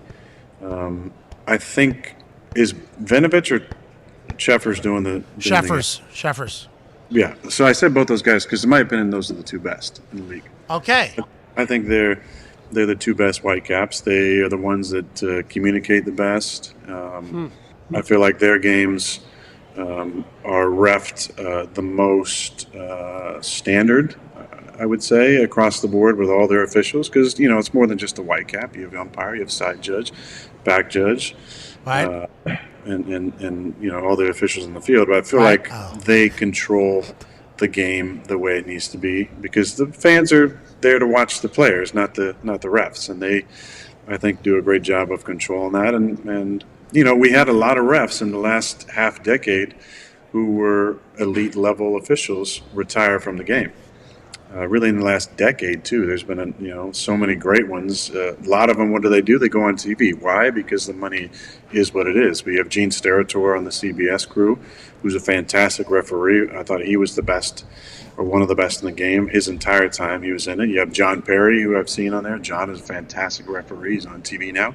Terry McAuley, fantastic referee. So you're talking about multiple top 5 guys. Who was one of the first guys on right CBS refs? Bald-headed guy, black dude. Mike Carey. He was on TV. Everybody Mike thought Carey was on TV. Gene Austin, I believe, was on TV. But you had Pete Morelli retire. You had Walt Coleman retire. Ed Hockley retire. You had a lot of people who've been around the game for a long time and reffed at a really high level, and that talked to you and communicated with you, and I felt like controlled the game for the most part. A couple of those guys I mentioned really like to hear their voice and would certainly be interesting diatribes around their calls, but for the most part, they were really solid referees. And the issue, I think, is not them retired as much as the league not paying one of those top guys to, like a Mike Pereira or a Dean Blandino, to be head of the officials. So you have a top former head ref become the referee czar. That's what you need. You need one of those top guys to be that head of the officials for the NFL, and the NFL just needs to pay that guy a salary which can take them away from TV and help to, I think, standardize calls across the league. I think you're Speaking the truth, I said Gene Steratore kind of took a TV money grab, and he said, "Hey, what's your money grab now, huh? I've been 40 years. I've been reffing both college basketball and football, a lot of time on the road. Okay, so maybe I did my service. But those guys that you mentioned being the great refs, they're great communicators. I feel like they're the best communicators, and also they have a feel for the game. Some of these guys look scared to death whenever they get put out there. We need to figure out how to change that. Hopefully we'll be able to do it. And Aaron, we can't thank you enough for joining us, dude. I know you got a darkness retreat coming up. If in that time at all you think of us, we just hope it brings smiles and laughs, bub, when you're in there. That's all we hope. A lot of rainbows and butterflies for sure. Hell yeah. Dude, so you're just going to be like this? 4 days. Well, I think there's a lot of sleeping involved, for sure. Are you taking sleeping stuff? No, I'm not taking anything in there with me. I'm just What about weed? You smoking weed in there? nothing in there. You got to keister a few things, maybe slip them out day 3 if you need it. That's what I'm saying. Have you thought about like an audible if this doesn't go well the first 17 hours? That actually it's Then only I'm the gonna first walk 45 out. minutes. If it's 2 months, then I'll just walk out. The door is unlocked. Do you want to leave? You leave. Maybe. Is there a clock? We don't Is there know. a clock? So they say. They say it's unlocked. Yeah, also valid. I saw that one You show. ever where- seen Saw? The Yeah. movie Saw? Yeah. They couldn't just walk out. They actually had to saw off their leg to get out. Chained. Just We don't touch think that's going to happen Leave to you. the right arm intact. Yeah, thanks, AJ. Appreciate that. Welcome. And no, I will not be keystering anything in there. But All right. So you're going in there no, completely sober. no AQ question today, huh? I can't believe it. Hey, Q, do you have a question for Aaron Rodgers? I had one. What is it? So I was going to ask Oh. the tailor-made driver fitting, right? We saw it all over social media. Is it as good as we thought it was, and did you use it during the tournament? Yeah. Good question. Great question. Great question, and I get to pub one of my favorite sponsors. It is. I've said this about many of their clubs, but every single successive club seems to be the best that I've ever hit. I mean, the technology is crazy good.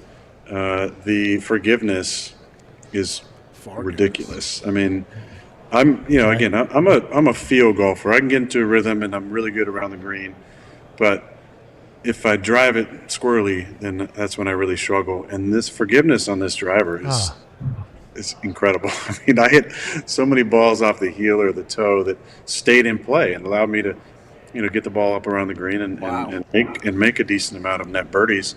Net is cap. TaylorMade's been a great partner. I did the show last week from the trailer. They got a trailer that they take care of all the tour players and then the scrubs like me when I come into an event like this.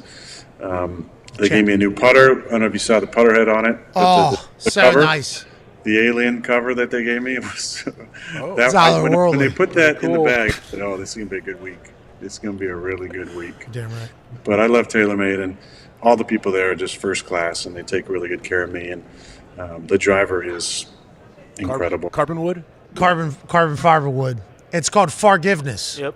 Forgiveness. It is a great Yeah, job. It's a good job. that's the truth. That is the absolute truth. So, big thanks to TaylorMade. They're a big part of this win. Thanks to Ben Silverman. Thanks to Steve John and the staff at the Monterey Peninsula Foundation. Thanks to Darius Rucker and MJ for being great. Why you party? You can't see it on this, but it says right here. It says 2023 champion. Can you teach me about tomorrow and all the pain and sorrow running free? And Congrats thanks to to you. this guy for the inspiration. That guy, yeah. Like, Hell yeah. We need a little bit more Nick Cage in our lives, I think. Yeah. I mean, if I were you, I just wouldn't lock myself in a hole for 4 days so I couldn't see Nick Cage, But That is something that is Nick what Cage you're would doing. do, though. Yeah. I'm going to see him right here. I'm going to have a lot of hallucinations where I am Nick Cage. Oh yeah. Just want to let you know, shoot word for you, okay? Just because I'm projecting my own thoughts on how I would feel going into that, but incredibly proud that you're willing to do this so that you can find your ultimate form of happiness, which I think all people should be striving for. We're pumped for you and scared, but pumped for you. Thank you. I am not scared. I'm looking forward to this as much as anything I've done in a long time. So excited to unplug for a few days and then come back and tell you all about it. We'll see you on the other side. Good luck out there. Ladies and gentlemen, 4-time NFL MVP and the current reigning, defending Pebble Beach Pro-Am champion, Aaron Rodgers. From Aaron Rodgers to another fucking stallion Super Bowl champion. The darkness retreat thing. Whoa. Just too long. Dude, you know how scary that is? 4 days. It's a lot. My anxiety, okay? And I am not an anxiety-riddled person, and I have the LG's Feel Good CBD for anxiety going in there. I thought of me getting locked into a cage, okay, going into a hole. This is solitary confinement, right? Which is what's somebody else is in control. They drop food in there.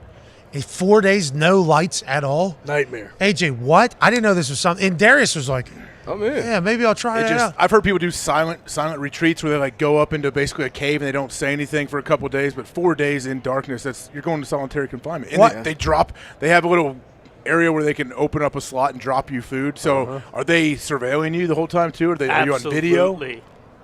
What do you think? Infrared. Night vision. Does he get a pair of night vision you goggles? saying that is wild. Like this is like Budge training. Like if you could go do Budge, you would do Budge just to see if you still got it. Like that type of thing. I mean, you at some point in there, probably the second day, you're going to lose concept of time. I don't know if y'all been in those tanks where you I've been doze off a little bit. And it's like, oh, but that's shit. like an hour at a time. Though. Yeah, but so 4 days. I mean, like I said, I don't think I could do 4 days at all. I'd be I so could give it a sick shot of me 2 so days, quick. though. I couldn't even fathom. Joining us now, maybe a man that did something like this. Yeah. That's why he was so good at football for so damn long. Played left tackle for 16 years, obviously for the Bengals and for the Rams. And this year, people were trying to get him back onto the field. He said no, just killed it with Amazon. Ladies and gentlemen, Andrew Whitworth. Yeah, Whit! That chair might. Wow! That chair will hold Whit. Holy smokes! I see why they're trying to get him out the booth. I mean, look at. Yeah, you look unbelievable. Jeez. Here with Mattel, obviously. These little guys here. We got a Jones and a Fletcher Cox, and hey, you look phenomenal. Wow. Yeah. Can you hear us? Keep it right, keep it tight, baby. We can't hear you. Can't hear me? There we go. All right, speak up, man. Can you hear us right now? I got you, bro. You look fucking unbelievable. You're on all that shit. You're taking all that stuff? I take nothing. You look amazing. He looked like this when he played, though. Like you've always, I mean, you look great, but I feel like you look like that when you played. Yeah, you know what? I like to be active, man. I'm outside all the time. I'm either playing golf, hiking, doing something. So I love being out and about, so I stay pretty active and burn a lot of calories, I guess. Are you at the same weight that you played at?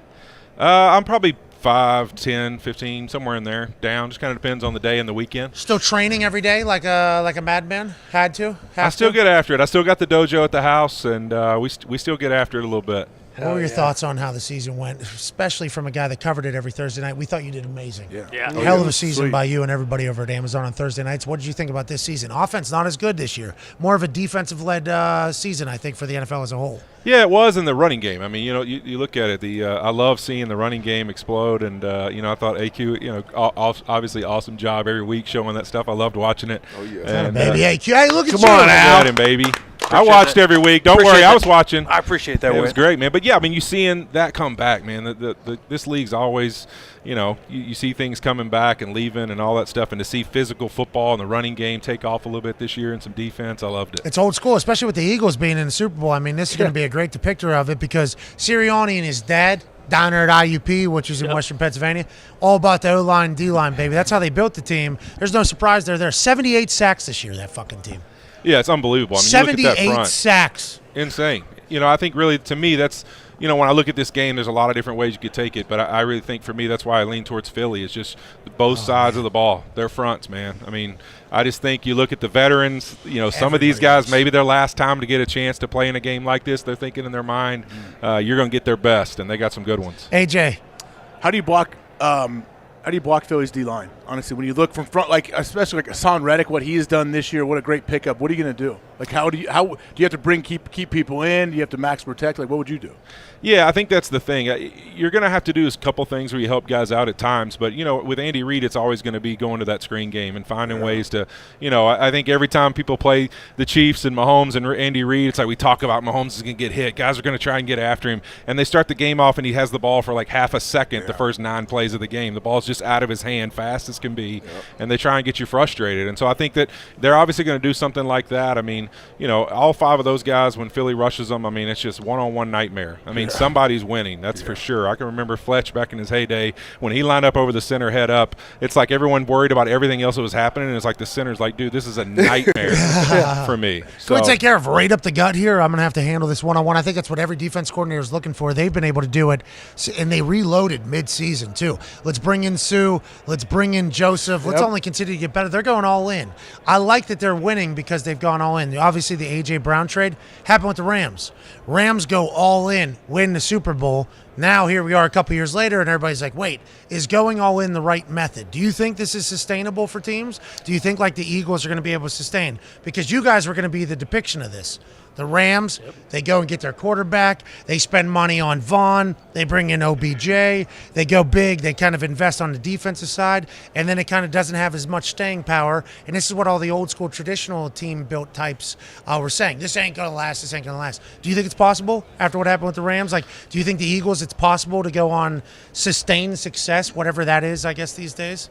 Yeah, I think the tough part for the Rams when people look at it to this year is that you retired. You have people. Well, you have people retire. You have people move on. In Philly, you have a scenario where there is some free agents and some guys that are leaving, but they still have a lot of draft capital. They still have a lot of great players on their roster. They're going to be there for years to come. It's a little bit different than what we did. I mean, I think the Rams started the trend, but Philly's really maximized it. You look at the draft capital they have and being in the Super Bowl and the young talent they have, they could be really good for years to come. So I think that's definitely different than really the Rams model because right now they're in a tough situation. Rams are fucked, do you think?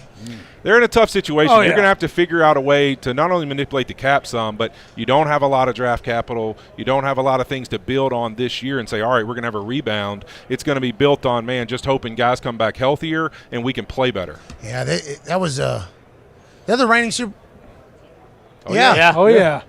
It ends. It's ending. I'm sad. Hey, it's over. Hey, you did nothing this year, but you didn't really get to take the tour of excitement. It isn't like a Rams Super Bowl run. But congrats, reigning champion still. Yeah. Connor has a question for you, Big Whit. Whit, before last year's Super Bowl, there's that conversation about you and Burrow kind of being friends in the offseason when he was going through his rehab. Do you still have ties to Cincy? Do you still talk to Burrow on a daily basis? And do you think that's another team that might kind of enter that new almost dynasty era with how good that team is and how young they are? Yeah, him and I keep up. I usually try to text him every week during the season. I'm a big try to leave guys alone the most I can. But, yeah, in the offseason we talk some. And well, especially not your big media fuck. Yeah, exactly. Now people don't trust you anymore, right? So what are you texting me for? But, no, Joe's great, man. He's a really special one. Now, that's, on the other side of the conversation of Philly and what the Rams did. Cincinnati's not that team. They're not going to go trade for a bunch of people. They're not going to get rid of picks and leverage things like that. So how do they sustain their success and keep guys in the building? Because they also aren't the kind of team that likes to write a lot of checks. And they've done that different than they've done in the past. They've wrote some free agency checks. But now how do you keep this young capital of like draft picks that are really good? How do you keep all those guys in the building and stay successful? It's going to be leaning on Joe even more. Will that be a winning model? We'll see. I think so. Joe said the windows his entire career. He is very rare. Go ahead, D-Bud. Hey, first of all, we crushed it this year on Amazon. You did, man. Absolutely. I appreciate it, bro. You did. And you joined, obviously, it was a new crew. I feel like you guys kind of figured each other out a little more as the season went on. But what was that like, the expectations going into it, into the booth from the field, and then what you actually experienced? I had no idea I'd love it so much. I mean, I kind of went in like, man, I'm a little like it's going to be an interview. Like I'm a little nervous. I don't know how this is going to go, but I'll see how it goes. And then really, to me, I think the thing that took off for all of us coming fresh off the field, especially between me and Ryan and Sherm, is that being in the arena and feeling it a little bit as like you're in there and you're seeing the fans and you're getting to see some of the guys you've appreciated throughout your career down on the field before the game. Something about that energy made it just take off for me. Like I was just so fired up every week. I couldn't wait to get to the next city and be in that element again. I thought it was so much fun, and I think we have a great crew, and I can't wait for next year. I mean, I was actually sad when it ended. Now, most football seasons I end like, man, I never want to do this again. But being an analyst, I was like, man, I can't wait to do this again. It's a were blast. you ever close to going back and playing football this year? I know everybody was campaigning for you. Was there ever a thought? Because listen, perfect. There had to be a moment where you laid down at night and you and the family, I know that really cool moment that NFL Films got of you throwing the confetti at the kids and saying like, hey, Daddy's going to be around a lot more and we're going to be, this is all we got. It's a great way to go out. Was there ever a moment when you're laying down at night, it's like, would be maybe a, I mean, we only got like 7 weeks left, 8 weeks left of the season. Was there ever that or no? There was a couple games I was watching, throughout the year when something happened. I'm like, ooh, I think I'd fit in good in that situation. Then obviously playing in Cincy so long, when things happen there, I'm like, man, maybe. I have a great relationship with Zach Taylor and those guys, so he kind of knew that wasn't going to happen. But I did get fired up one week watching them play, and I was like, you know what? I think Jonah got hurt, and I was like, all right, I'm going to try and give this a go. Maybe I could play left tackle. Wow. I tried to take a set, and my kid was like, Dad, you look like the sloth off Zootopia. And I was like, you know what? This is it. I mean, if Michael Lee thinks I look like a sloth taking a set, it's over. Like, I'm going to just sit back down and watch buried the game. at home. All right, let me see if I still got it. Dad, you're shit. That's dude. gross. You suck. Gross. When your 10-year-old tells you suck, you got to move on. Well, I don't know if that 10-year-old maybe has the greatest eyes in the history of scouting football, too. We should think about that going forward. What do we got here? These are incredible from Fisher Price. This is a Little People Collector Super Bowl champion set. This is fantastic. This guy is really cool. Yeah, it's rare, man. This is going to be first time they've done this with Little People. They've had different things they've done. Ted Lasso, Seinfeld, the Beatles. They've done some cool things with these, and this year is going to be the first ever football set for the Super Bowl champions. You can go to MattelCreations.com and buy these for $30. And the losing team, you'll get your money back. You don't get them, but the winning team, you get your collector set, man. You get to hold on to it forever. Oh, that's smart. Yeah, doing it beforehand. Yeah. If your team Consolation wins. prize. Yeah, absolutely. I don't know if it means anything. We lean on a lot of information to figure out who's going to win, but right now, the Eagles are leading in pre-order sales for the game. Dude, I'm just saying, confidence means something. Could you imagine being inside the Kansas City Chiefs locker room right now? You have Patrick Mahomes, Travis Kelce, and Andy Reid. 76% of the money is on the Eagles. Everybody likes the Eagles. Literally everybody, even the fucking collector items. Exactly. On the Eagles. It's crazy to think about that. Think about what they're doing in there. You know Exactly. what I mean? I'm digging, turning the knife a little bit. I didn't say who I was betting on. I said who I was picking in the game. How do you feel about it, though? You know what? I feel pretty good about the Eagles. I will say that. This is a big guy thing. AQ is the same way. If the it's Eagles win, it's like such a good news for the big Well, guys. of course, we're going to lean on the big fellas. We're bald and beautiful. I mean, that's what we do, See that? I knew I knew Twins something. part 2 right here. Let's go. We're going to flip a coin for who's DeVito. Hey, so the deuce counter tray that the Niners were running down there inside the really low red. Yep. And You learned something. The I love this. Lambs Look that at were this. taking Yeah. place. Sure. No, you said you watched it all year. I genuinely, and I think D-Butt, who's one of the biggest brains that I've ever been around football-wise, AJ as well, us watching the In the Trenches shit every single week with him, and I appreciate you co-signing that for him because we wouldn't have known if he was wrong or not. No. So much shit going on down there. Incredible career by you, man, honestly, and we're thankful to learn about it kind of as the years roll on, and we hope you continue to be a voice for it. I appreciate it, man. I just appreciate getting a chance to come down here and fellowship with y'all a little bit. And obviously, that's awesome, man. Anytime we get a chance to talk about the big fellas and the impact they have on the game. No, but like smart shit, too. Yeah, Not it just is, like bro. It's meathead, crazy. You know what People I mean? don't understand really how much, outside of the quarterback, and a lot of guys probably in the, secondary, all the coverages you play, having to understand the game and all the nuances of where people are on the field and what happens to who and why this rotation matters to this and why we're changing the math on people with this motion. Those kind of things are what make this game so special and make the involvement of this game rare. And so I love seeing more and more of just the offensive line and in coverage and everything else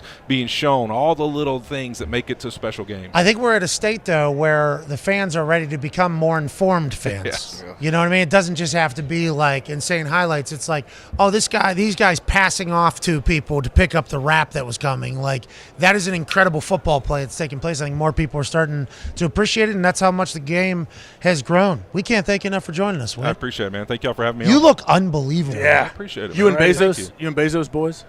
I've met him once. He came to the Kansas City You have a dinner? Chargers game. Yeah, we I had saw dinner. Fitz a while back, and I was trying to ask Fitz about How it. was the bug him dinner? about it. It was great. He popped in, and it was good. It was a good. He's chance to jacked fellowship. too, right? Yeah, He's dude, jacked. jacked. He's bald Yeah. and beautiful, yeah. He figured it out. Yeah. He's probably All got the some good free time shit. to work out a little bit. Is Fitz having you guys over?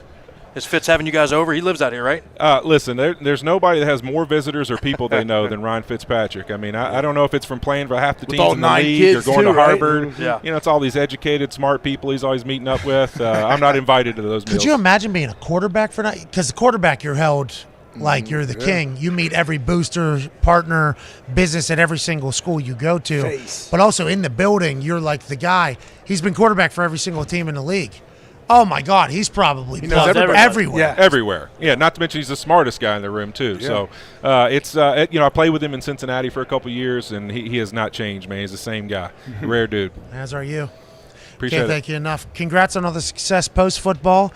And I can't wait to see who ends up, becoming immortalized as the Little People collector set makes its first debut into the football world. Let's go, baby. Let's go. Couldn't have picked a better person. Ladies and gentlemen, Andrew Whitworth. Yeah, Whit. Oh, yeah, big Whit.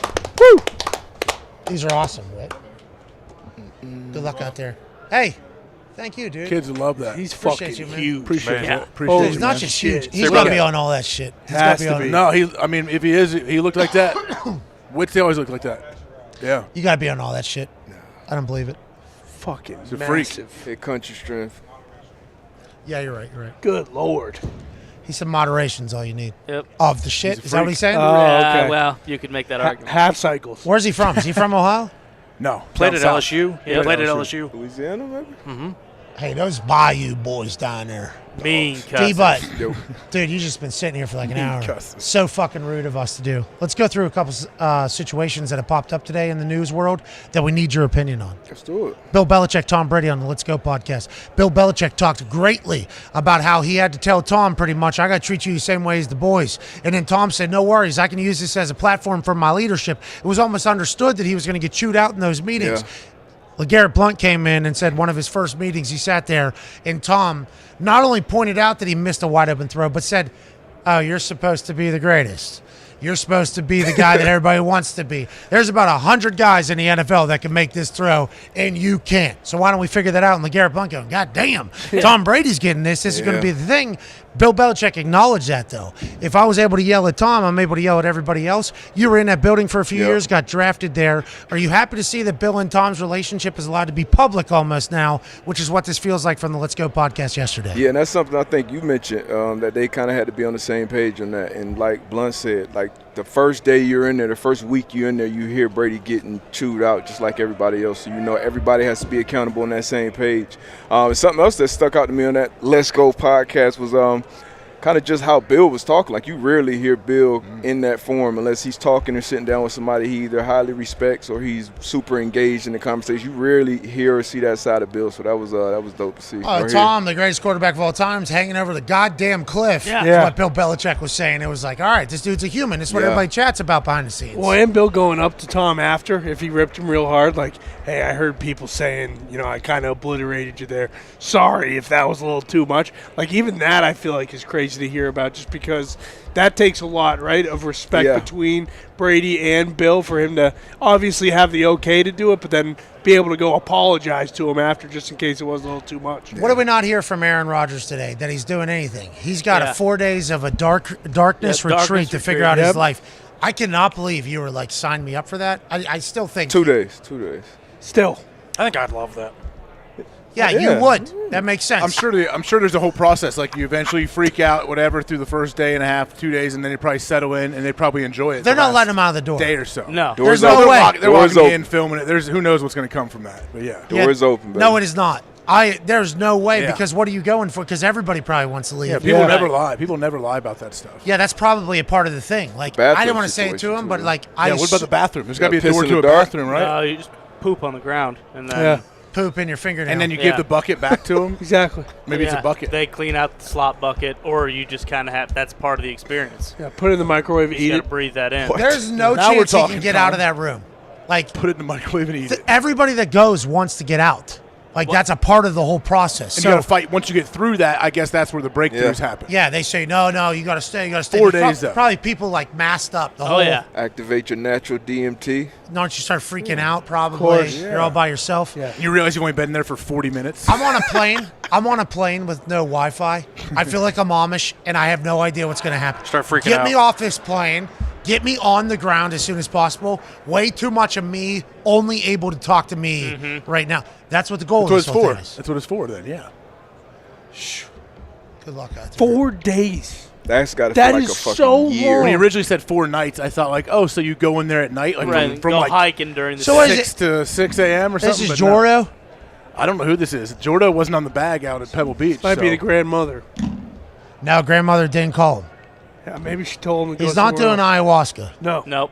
That's huge. Is this a part of playing medicine? You think they're pumping in like sage and like pumping in? They could be. What's that stuff that starts with a V that makes you relaxed? Viagra. Valium. Viagra. Definitely not Viagra. Cialis. Valium, yeah. No, like that the herbal shit that they do at like you go to like a spa or Oh, a massage, like the smell. Lavender. There it is. Eucalyptus. I wonder if they're like pumping those into the room. I don't think. I think it's nothing. I think it's just you, darkness. Can he do that at his house? Why doesn't he just Why do you it at his house? paying $25K to go You're see right. that back in the woods? 4 days is probably more than $25K, I would imagine.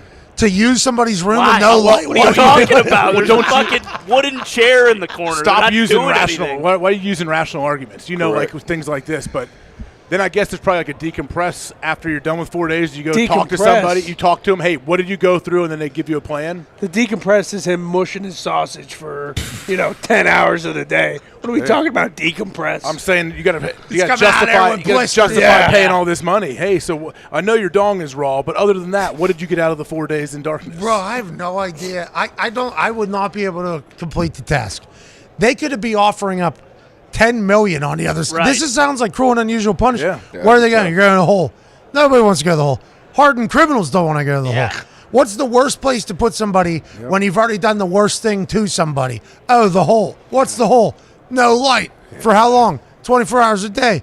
How long you go in there? 2-3 days. They're like, one better. 4 days in the hole. Yeah. You pay us. Yeah, a lot of money. $100,000. You pay us. And they even get an hour. It's 23-1. They get an hour outside. Yes, you're right. Out in that box, Which literally. is, I'm Is it sure, good food? You think great. at least they're slopping in there? No. He said they're dropping it in. No way he's going No. to prison. This Maggots in it. Yeah, animal droppings. Probably. He's doing 4 days What if in. he gets there That's what and he he's doing. realizes it's Can't some even see what it is. It's some guy in like a double wide trailer that he has half of it cordoned off, and he's like, "All right, you're gonna be in that side. I'm gonna be on this side, living my life while you're in there for 4 days." You just hear the guy. I almost turned this entire thing into an hour long. What the fuck? You know, but we can't do that. We had Whitworth sitting back here. We had that whole thing. I have a lot more questions about the darkness retreat, and a lot of them begin and end with there's no way in fucking hell that is anything. Ayahuasca, certainly. Let me get down in there. Let me experience this, what everybody experiences. I would like to be able to get into the conversation when the ayahuasca users start talking. Yes. And I'll be like, well, mine, I just puked, and then my mother went the other way. And I would like to be able to do that because, I will try things out. I don't drink my own piss. People try that out to make themselves out. There is a line. Yeah. Sure. But if somebody's like, oh, this will make you the best human of all time, I'm always like, all right, let me at least give it a go. The ice bath shit, the hot sauna shit. Like, let me find out to crack the code here, these new remedies people are doing. There is zero fucking chance I'm going into the hole for 4 days. Never. And paying somebody else to do it. Darius, you said you wanted to do it openly. 2 days. 2 days. I don't know if you Two's can my do max. that. You got to do 4 days. I mean, the door is open. I'll sign up for 4 and walk out in 2. There you go. I mean, I literally probably won't have a clue how long Yeah, I've you won't been know. there. After probably 12, Did you after just I start go to sleep yelling? and wake up. Would you yell? Once. What time is it? What day am I on? Like, do you start? That's yelling? probably a part of it. I Oh, yeah. guarantee you, Right. there's a whole. I bet there's a whole thing that you go through. I mean, he's essentially paying to go to like a CIA black site in a bada pad where they're just gonna. Yes. Do they waterboard him at all? You think? I wouldn't be surprised. Pay double to actually go to that, though. Well, yeah, maybe. Let's take a break. We'll be back on the other side with a massive guest. Ooh. Really? You heard me say yes into the microphone. I forgot to hit the talk back to Zito. There was a question asked. Do we want somebody 115 local? The answer is yes, we do. But I would certainly like to pee first. Okay. We've been going here for the last hour and 15 with Aaron, right into Whitworth. We learned about this darkness retreat. And what we're going to learn on the other side is that a fastball is still had by somebody. Oh, baby. Be a friend, tell a friend. Massive guest in 5 minutes. Take 5!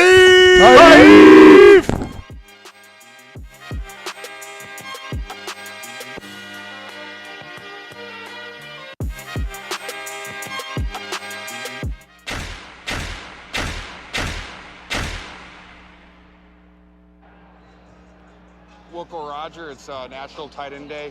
Over. It's another day on the job, baby.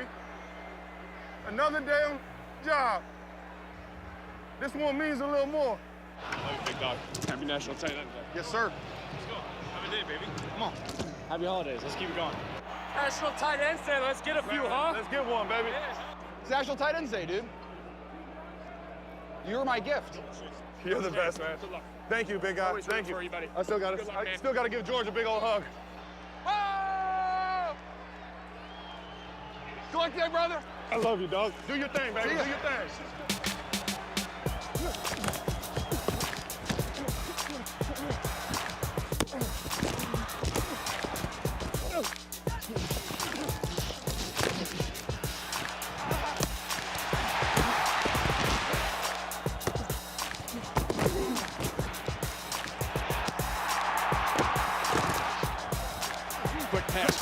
Kelsey at the 15, breaks free 20.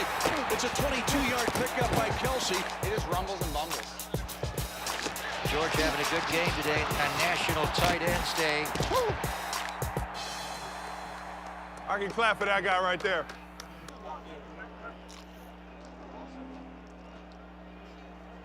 You didn't get that on camera.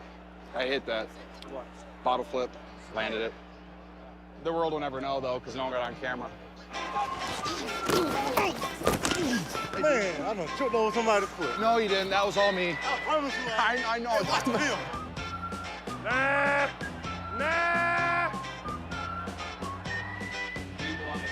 Oh, sorry. Chris, how you doing, dog? What? Oh, oh, I got you so good. Oh! I got you. I see you, Mr. Kittle. Hey, got you, man. It's a fun day. It's a holiday. Sir. Kelsey, what up, baby? An absolute pleasure, dog. Thank you, man. Much respect. Appreciate you paving the way for guys like us, man. Thank you, dog. I'll see you when you get there. I'm gonna just try and get this win. No offense. Be great right now. Go choice, right, Debo? Mahomes wants to throw, flares it out in the flat, caught Kelsey. 45 across midfield, hurdles a defender. Looks like he was a hurdler in high school. How sick. Jimmy gonna throw for the end zone. George Kittle took it away. Touchdown! San Francisco. Kittle down the middle, baby. I have to score again because if I score again, Greg Olsen said he'd take his shirt off in the booth. We gotta have it, dude. Tell Kyle so he makes sure to throw it to me. Because he cares. Every yard they gain juices me up. I promise you, every yard they gain juices me up. Keep that ball rolling. Keep that foot on the pedal, boy. The trust factor is out the roof between Patrick Mahomes and Travis Kelsey. More. Touchdown! Kansas City! Pour it on him! Pour it on him! Yeah! Yeah! Damn, this feel good, boy. I can live in this moment right here. And the Chiefs are going to be 5-2 at the bye with a big win here. You already know, man. I love you, man. Hell of a game. It's always a battle, man. Yeah. You're the fun one to go and guard against, bro, because you tough, man. I appreciate you. Yeah, run and pass, bro. You tough. Go celebrate. How do you celebrate National Tight Ends Day? Well, we got a bye week, so I get this celebrated for a whole week. Oh, we're going to celebrate it now. We're going to have some fun. We're going to enjoy this plane ride back home. We'll enjoy that one first. Enjoy, guys. Yes, sir. Yeah. It's nice to see that there's still Ken Dorsey's out there, though. Yeah. We're talking full fucking fit. Whenever this game ended without them being able to spike it and take a long field goal or whatever the fuck they were going to do. Ken Dorsey here closest. He's a married man, got a medal. Oh, you fucking it! We did it! Damn it! We talked about this all week. We talked about it all week. Get the fuck down! Son of a bitch. Break this fucking thing. Yeah. I love how the other coach, too, is looking over like, oh, shit. I Ball didn't know guy? Ken had. Yeah, I didn't. Maybe he didn't know Ken had this in him. And the bearded guy should feel good about how he looks right now. Yeah. Bearded guy's ponytail, fucking great. Great. Top notch. Beard, unbelievable. Gumpy. Looks to be a bit of a thick, stout gentleman. But Ken Dorsey losing his fucking bananas. Hat. Taking this, get this. Why is this in front of me right now? Get out of my way, dude. Why are you still on the desk, bro? Fuck you. Fucking thing. Bang. Hey, fuck. Oh, he's Bang. going to get fined for that. Oh, yeah. He's going to get fined for that. Tom lot. Brady 1 week ago broke a Microsoft Surface. Now there's a rule. Hey, no players or coaches are allowed to break anything. Did he break? He's getting fined for that. 100%. Oh, no. I thought that's why he was trying to cover the camera at the end. Oh, so he was saying, hey, fuck. No, I don't think he was trying to cover it. I think he was saying, find me, motherfucker. Yeah. Like, I Fuck think, you, too. Boom. Hey, somebody else came and covered the camera, though. Whatever other coach put his hand over that camera. No, I think that was Dorsey. I think it was. No. Yeah. What?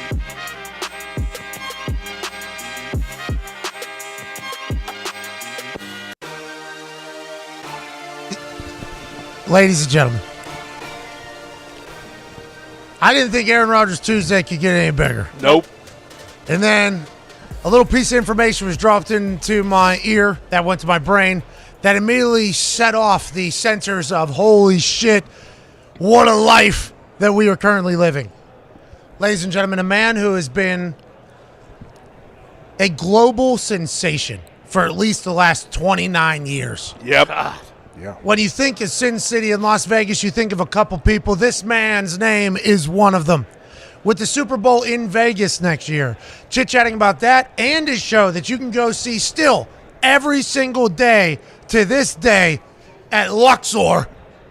Ladies and gentlemen, Carrot Talk. Oh, yeah! Wow! Oh, shit. Let's go. Yes. Thank you for that lovely introduction. It was all a lie. It was not. It was not a lie. I'm kidding. Yeah, how are you? Dude, I'm fucking great. How are you? You're Carrot Top. This is amazing. That's what Chris Rock said to me. I love that, right? So Chris Rock and our friend.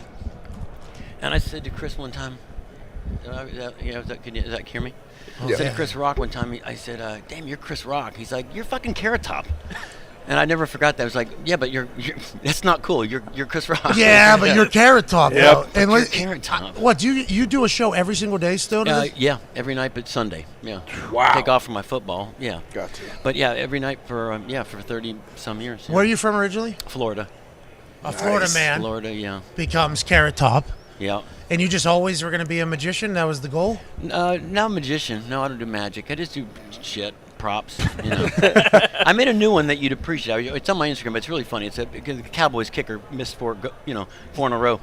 Yeah, we saw So I'm sitting there. You did see it. Yeah, it was loud. It was a tough day to be Did you hear kicker. about that? Yeah, it was tough. So I thought I need to make it. So I got a Cowboys helmet and I put this like goalpost kind of out on a spring so he can practice like aiming. Oh. So it's beautiful. I should have had it. Yeah, you should have brought it. Didn't bring Did you bring any of the props? No, I didn't bring.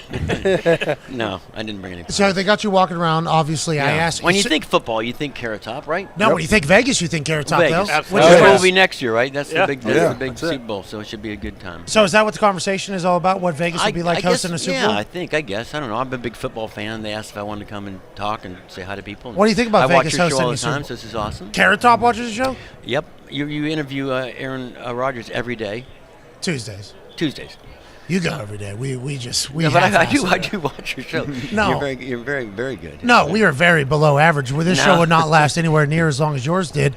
But You whenever have lights. Those people don't have lights, and they don't have a stage. There's a guy over there, just the desk. Poor guy. Just a little desk. How'd it go? You felt good over there? This is show business. Over there? Come on. Levitard didn't have Welcome to show business. Levitard didn't have a fucking set. Really? He's not here, though. He's in Florida, probably. No, I He's think on the they. beach. I think they. No, I talked to them. That DraftKings set is probably where Yeah, they would be. DraftKings, yeah. Sports gambling's a big thing. Yeah, you get yeah. into it at all? You gamble at all? No, I should. I'm in Vegas. I should do that, but I don't. Yeah. just Probably why love I'm still in football? Vegas because I don't get involved in it. Who's your team? Who's your Dolphins? Yeah. Damn right. Let's go. Miami. Fins well, up, baby. you know, I literally realized I'm as old as the Super Bowl. So when I'm 57, so nice. When I was a kid, we didn't have Jaguars and we didn't have the Bucks. We just had the Dolphins. So I've always stayed a true Dolphin fan. We had fun with Marino. Those were fun days. Oh, yeah. And then we haven't had fun for many, many years. But we Doing did- a show every single night. Yeah. I mean, we're just talking to somebody who's going on a darkness retreat for 4 days, going to be dropped into a hole with no lights, no food, no extracurricular. That sounds like my show. But he's going to get lost. Darkness and sadness. And In those nothing. days, well, we don't know if it's sadness. I'm projecting that, but he's thinking it's going to be a great 4 days in darkness. But you just get lost in the years, I assume, whenever you have a show every fucking day. Yeah, you know what? You say that, but it's the best job in the world. I mean, I get to go home every night. I go in, do the show, and go home and sleep in my own bed, and I don't get on a bus and a plane and a train. You know, so it's a great gig, and I can write new jokes like that, and not have to worry about it's easy. It's a fun job, you know. So you don't mind the workload. I just saw David No, Copperfield. I like yeah. David Copperfield doesn't like his job. I love David. No. Never know. You never know, right? Smart. Fucking make you Smart. disappear like that. I mean, he brought Blue 32 on the stage. So I did a joke. And this is not even a joke. It was just I used to work at the MGM Grand before I worked at the Luxor for like 10 years. And so one day I just they moved me to the Luxor, and the newspaper interviewed me. They said, "Why aren't you at the MGM Grand anymore?" And I said, "David Copperfield made me disappear." Now, there's a joke in there because he did take my room, but he didn't really. So anyway, David calls me, and he's like, "Why the fuck did you tell the newspaper that I made you disappear?" And I'm like, "It's a joke. You do magic. You didn't really make me. You didn't like dinkle, dinkle, dink," and I was gone. So we have fun together. We do fuck with each other. So that Copperfield Theater used to be the Carrot Top Theater? Yeah. Really? I'm not mad. Hey, it's a nice theater. I have a nice theater at the Luxor. Yeah. Oh, yeah, come see it. You should come see. I'm going tonight. It's gonna be great. Every night except for Sundays. And then now you've talked me in. I'm starting not to like I might not like. No, AJ has a I went question this for far you. and I did this show and now I'm No. This is show business. Man. Remember, welcome. You just got here. AJ has a question. I've been to Vegas and seen your shows many years Oh. ago, but yeah, it was very good. But I was wondering, what's your favorite joke or possibly prop you've ever come up with? Has anyone ever asked you? Yeah. See if I can think of a good one. The paper, the telephone when you're a kid, the little paper cups and string. Oh, yeah. Sure. Oh, yeah. So I made one for like, this is 20 years ago, like an updated version, because it was always the same phone. Like, hey, what's going on? Not much. Where are you? So I said they should have a new one that has another cup to come out for call waiting. Like, I have to call you back. I have another call. Hello. Oh. So it's clever, and it was clever. And then I had a conference calling. There's like 6 cups. And then there was a clear cup for caller ID. I know it's you. Pick up. I'm fucking looking at you. So that was a fun. That is. I had a plate for bulimics. That was a good one. What do you do? You just get You're real always. high? Are you always thinking? Yeah. Always new there's jokes. There's a mouse trap to catch gay rats. So it's like this little. It's a mouse trap with a mirror ball on it. So it spins and the rat's like, oh, party, and then they get it. So boom. And then So what do you do? You always brainstorming. So you just get high and just. just get high.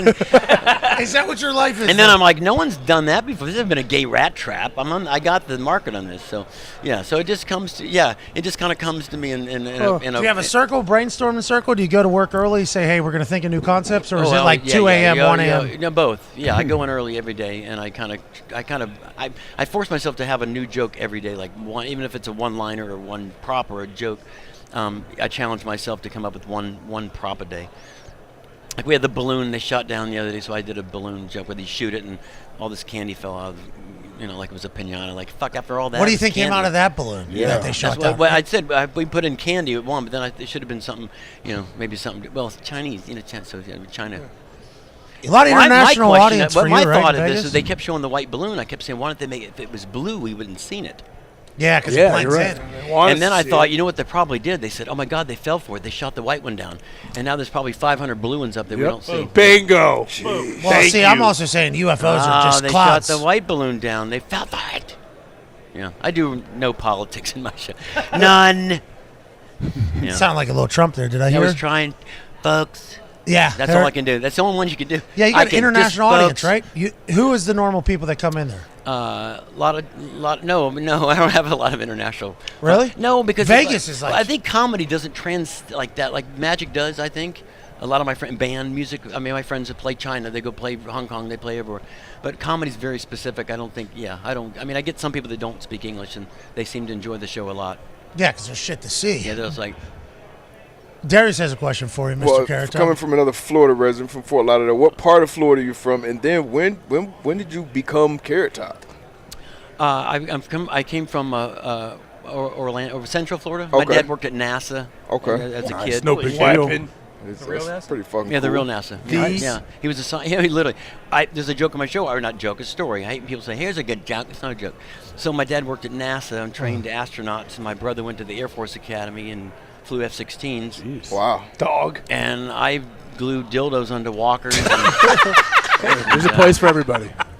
Yeah, I may. And Florida's then, awesome. and then there's me. Florida's awesome. Florida's awesome. I mean, Florida. Yeah. Takes so us yeah, all. it's Florida. I went to Boca Raton as well. Okay. College, FAU. Sweet. Okay, Oh, nice. FAU. And, Lane yeah. Kiffin. 15 minutes from me. For a minute. Yeah. So and then Carrot Top came about. I was in my dorm room at FAU, and I was trying to think of a stage name, and I said Carrot Top, and I just kind of went with it. And I drew a little carrot and a thing, and I had a logo before I had an act. Mm-hmm. Okay. And so I had my logo, and my friend's like, "What's that?" And I said, "It's a logo for what?" And I said, "When I become a comedian." They're like, "You don't have an act." I said, "I know the hard part's done. I got the logo." So Now we gotta get funny. now we got to get funny.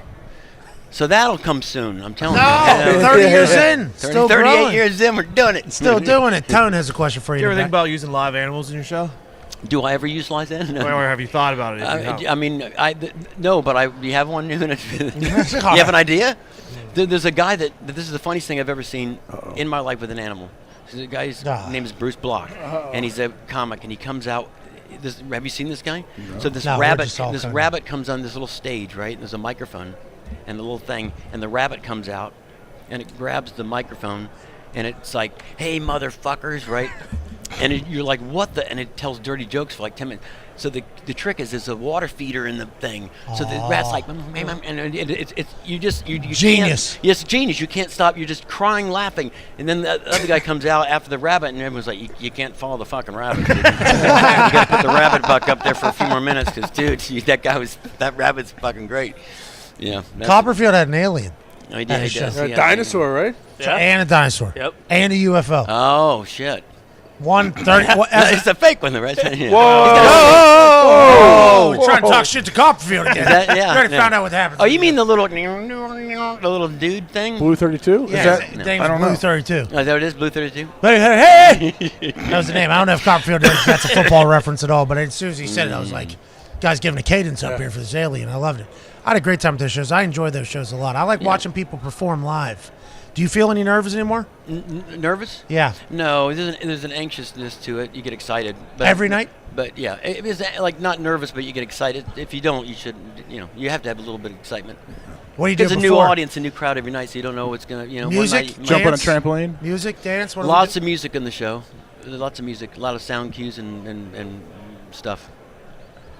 Same show. The first joke out is a song. I said, "Hey, we're Vegas," and they play Vegas, and I say they should have a new theme song for Vegas, and they play that. I would walk 500 miles. It's like, fuck, dude, you walk and walk, and everyone can relate. So the first joke out there, are like, "Oh my God, we just walked a fucking mile to get here." So yeah, so lots of music. Lot of lots walking. Of music. I know. So it's a good opening joke getting going. What do you have? You just have one of those mega mansions out there in Vegas. Oh, those houses. You ever Zillow out there? Oh, man. They got some big boys. I just did a cameo in this TV show. It's called Hacks, and it's they have this. I play myself, and and they have this. Fuck, dude, it's like 47,000 square foot mansion, right? Shit. So I get to the set, and I'm like, oh, fuck, this is cool. And then my friend's like, you do realize that in TV, they think you really fucking live in this house. Yes. Yeah. They're going to think I live in this thing. Yeah, so 38 years. Oh, no, people are going to be like, fucking Carrot Top, this is his fucking house. Like, it's a TV show. I don't really live in this. Oh, so it's not your house? No, it's not my house. No. You did all that just It was as big as this room, literally, this whole place. And it's on a hill, and I was like, who does live here? And this old guy walked out, I said, I live here. And he's like, what the fuck? Like, well, I'm going to live here now because I'm on TV, so I take it now. So what do you do whenever you're like Vegas King now at this point, one of them. You just get access to every reservation. You guys just have your own phone, like, hey, 5-star restaurant, I would like a table for 4. Somebody calls you, I need tickets, 4 tickets to your show tonight. 4 tickets to Is that how Vegas works? I don't know. I work too much. I don't get to go out, so I just work, I'm going to get 4 tickets to Copperfield tonight, though, now. Oh, be careful. Hey, you're obviously in great shape now, but you went through like a bulking phase for a few years, I feel like, when you were absolutely carrying all my hate mail. Jacked. You were so jacked. What made you take on that phase when you look like you put on 30, 40 pounds of muscle? You know, it's about right when I started with the Luxor, I had nothing to do all day long, and I had this residency, and I didn't. So I was like, how do you kill a whole day? So I just went to the gym like all day. You still obviously go to the gym, I still take a little bit. Yeah, I started to take in shape, but I was. Yeah. So I just mellow it out, and I still ride more of a runner, and I lift a little bit, but not like I was too jacked. Yeah, you still look good though. Yeah. You're great. I look fucking great. What are you talking about? Yeah, you do. I'm 57. Hell yeah. How old is the Super Bowl? I'm surprised I'm still up. Still got a show. I'm still almost the Super Bowl. Yeah. AQ has a question for you, Carrot Top. So for the next 10 years, is Luxor it? Is that where Is that the end all be all? Is that where we want to go? Yeah, I don't know. I mean, I'm gonna. I hopefully just stay in Vegas and continue the run there. I really don't want to go to Branson. Yeah. Until I walk like this, and then I'll go to Branson. But What's that? and you can't do that in Branson. You can't. There's nothing you can do in Branson. What's- in Missouri, it's like we're all the like a lot of the Oh, that's where you guys What was his retired. name? Yeah. Well, one no, guy. but used to be. There still are. That's but, where but Vegas Branson, old still. Missouri's kind of known for like you can't say darn, or they're like, oh. So my show's got a lot of dildos and a lot of shit. The gay rat trap. They would shut me down. Yeah, absolutely. So Kill you. So I like Vegas, and I think it's a great run. So yeah, 10 years from now, I hope I can still stay. Is your contract up soon? No, I think 3 years. Oh, congrats. 3 years. Here we go. Yeah, here we go. Plenty of Thank time. you. Yes, plenty of time. Come on. You'll be dead by then, right? No. You're young. You don't have to worry You're about an spry. extension. 2 more You're fucking 10-year 57. contracts. Ty has a question for you. Yeah. How much has Vegas changed over the time of your residency, or does it amazing. feel like it's kind of similar? No, it's completely changed. I mean, when I started, there wasn't the MGM Grand. It was not there. So from that, for the number of the joke I do in the show is, your room's not ready. Oh, you're cleaning it? No, we're building it right now. It's like, stop fucking building the gun. So it's amazing the number of hotels that have gone up, and then of course from sport. I mean, we got the Golden Knights. We got the Raiders. I mean, it's amazing. Basketball team coming, and they're LeBron building, once. and and they baseball, right? They're saying. Yeah, baby. UFC fights. Basketball, UFC. Yeah, Dana White's here. UFC. I saw you talking to Dana White. UFC. Yeah, that's when we first heard you were in the building. We lost our mind. That was 3.5 hours ago. So happy to hear you still but here. Vegas is amazingly changed, and and the number of restaurants, and they're even right now building like 3 new arenas. I don't know what they're going to put in them, but there's there's that dome thing. Yeah, the they're big building. sphere. Yeah. So it's amazing how much it's grown. Yeah. Well, you've done a great job being a part of the whole thing. Last question here from Boston Connor down at the end. Yeah, Carrot Top, obviously you knew, Dana White coming up here. Do you know Mark Davis? Has there ever been a time? I know Mark real well. Oh, really? Okay, what's he like? And does he come to your shows? Oh, he's real nice. Yeah, no, he's great. I don't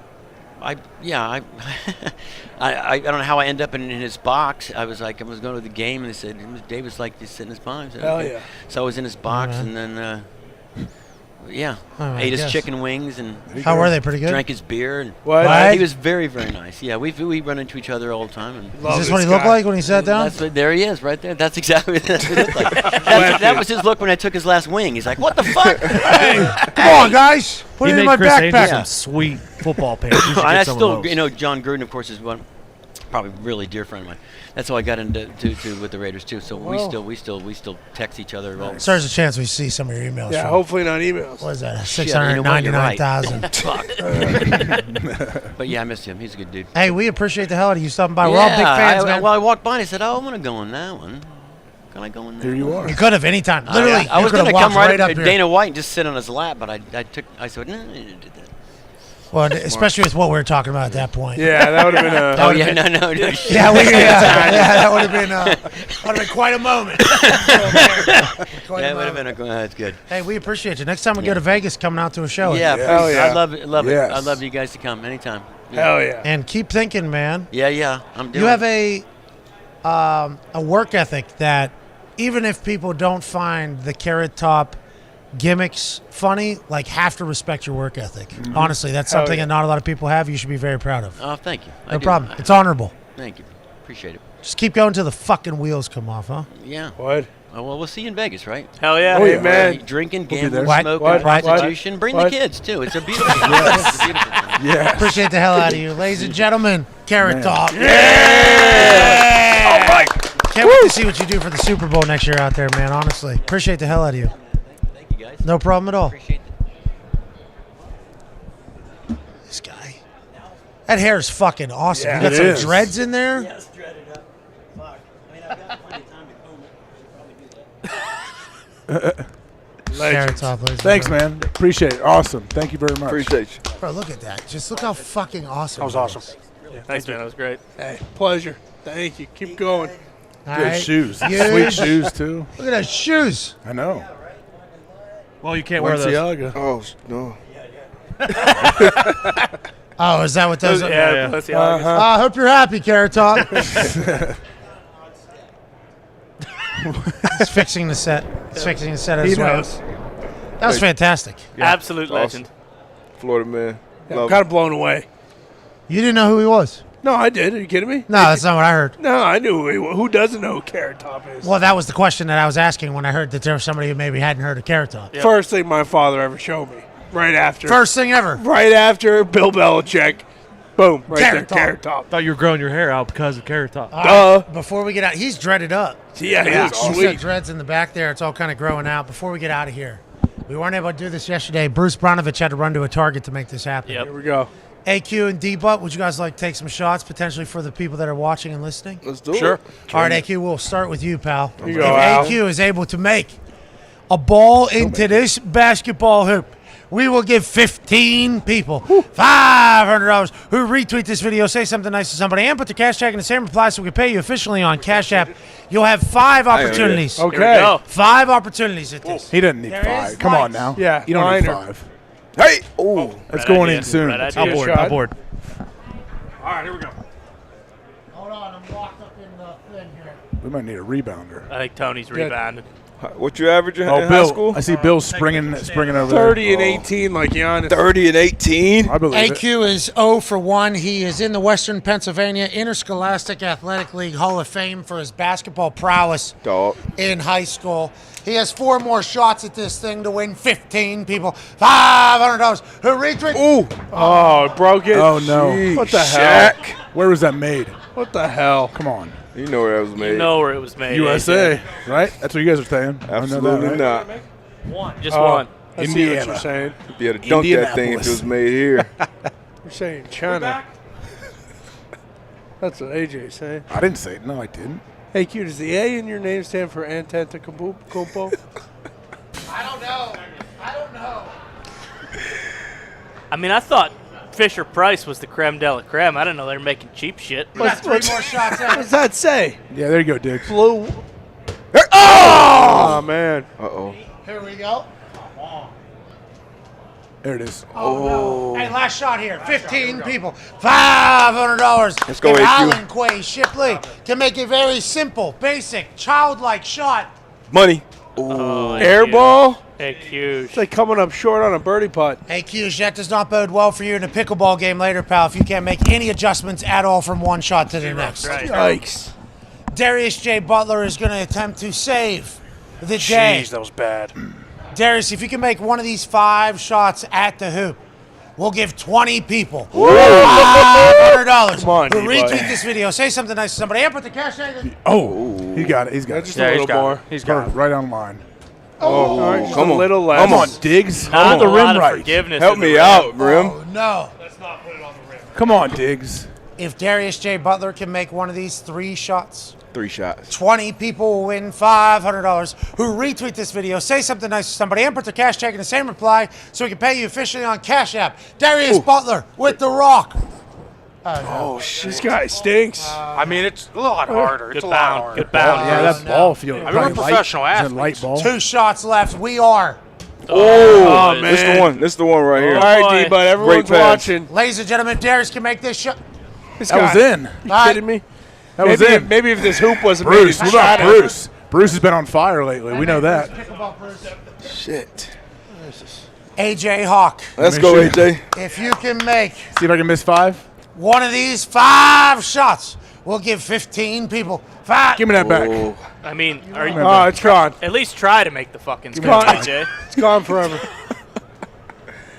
It's tougher than it looks. I, It is. I It's an know. embarrassment. Okay. Hey, you want to switch? You want the shots? It's not about me. It's Oh, about okay. Okay, got it. People. people. Stop being so selfish. Carrot Top would have made it. You're right. We should have given Yeah, it to he him. Where doesn't is it? miss. If AJ Hawk can make one of these 4 shots into that hoop right over there, we'll give 15 people $500 who retweet this video. Say something. Give me that back. It's not even close. Give me that back.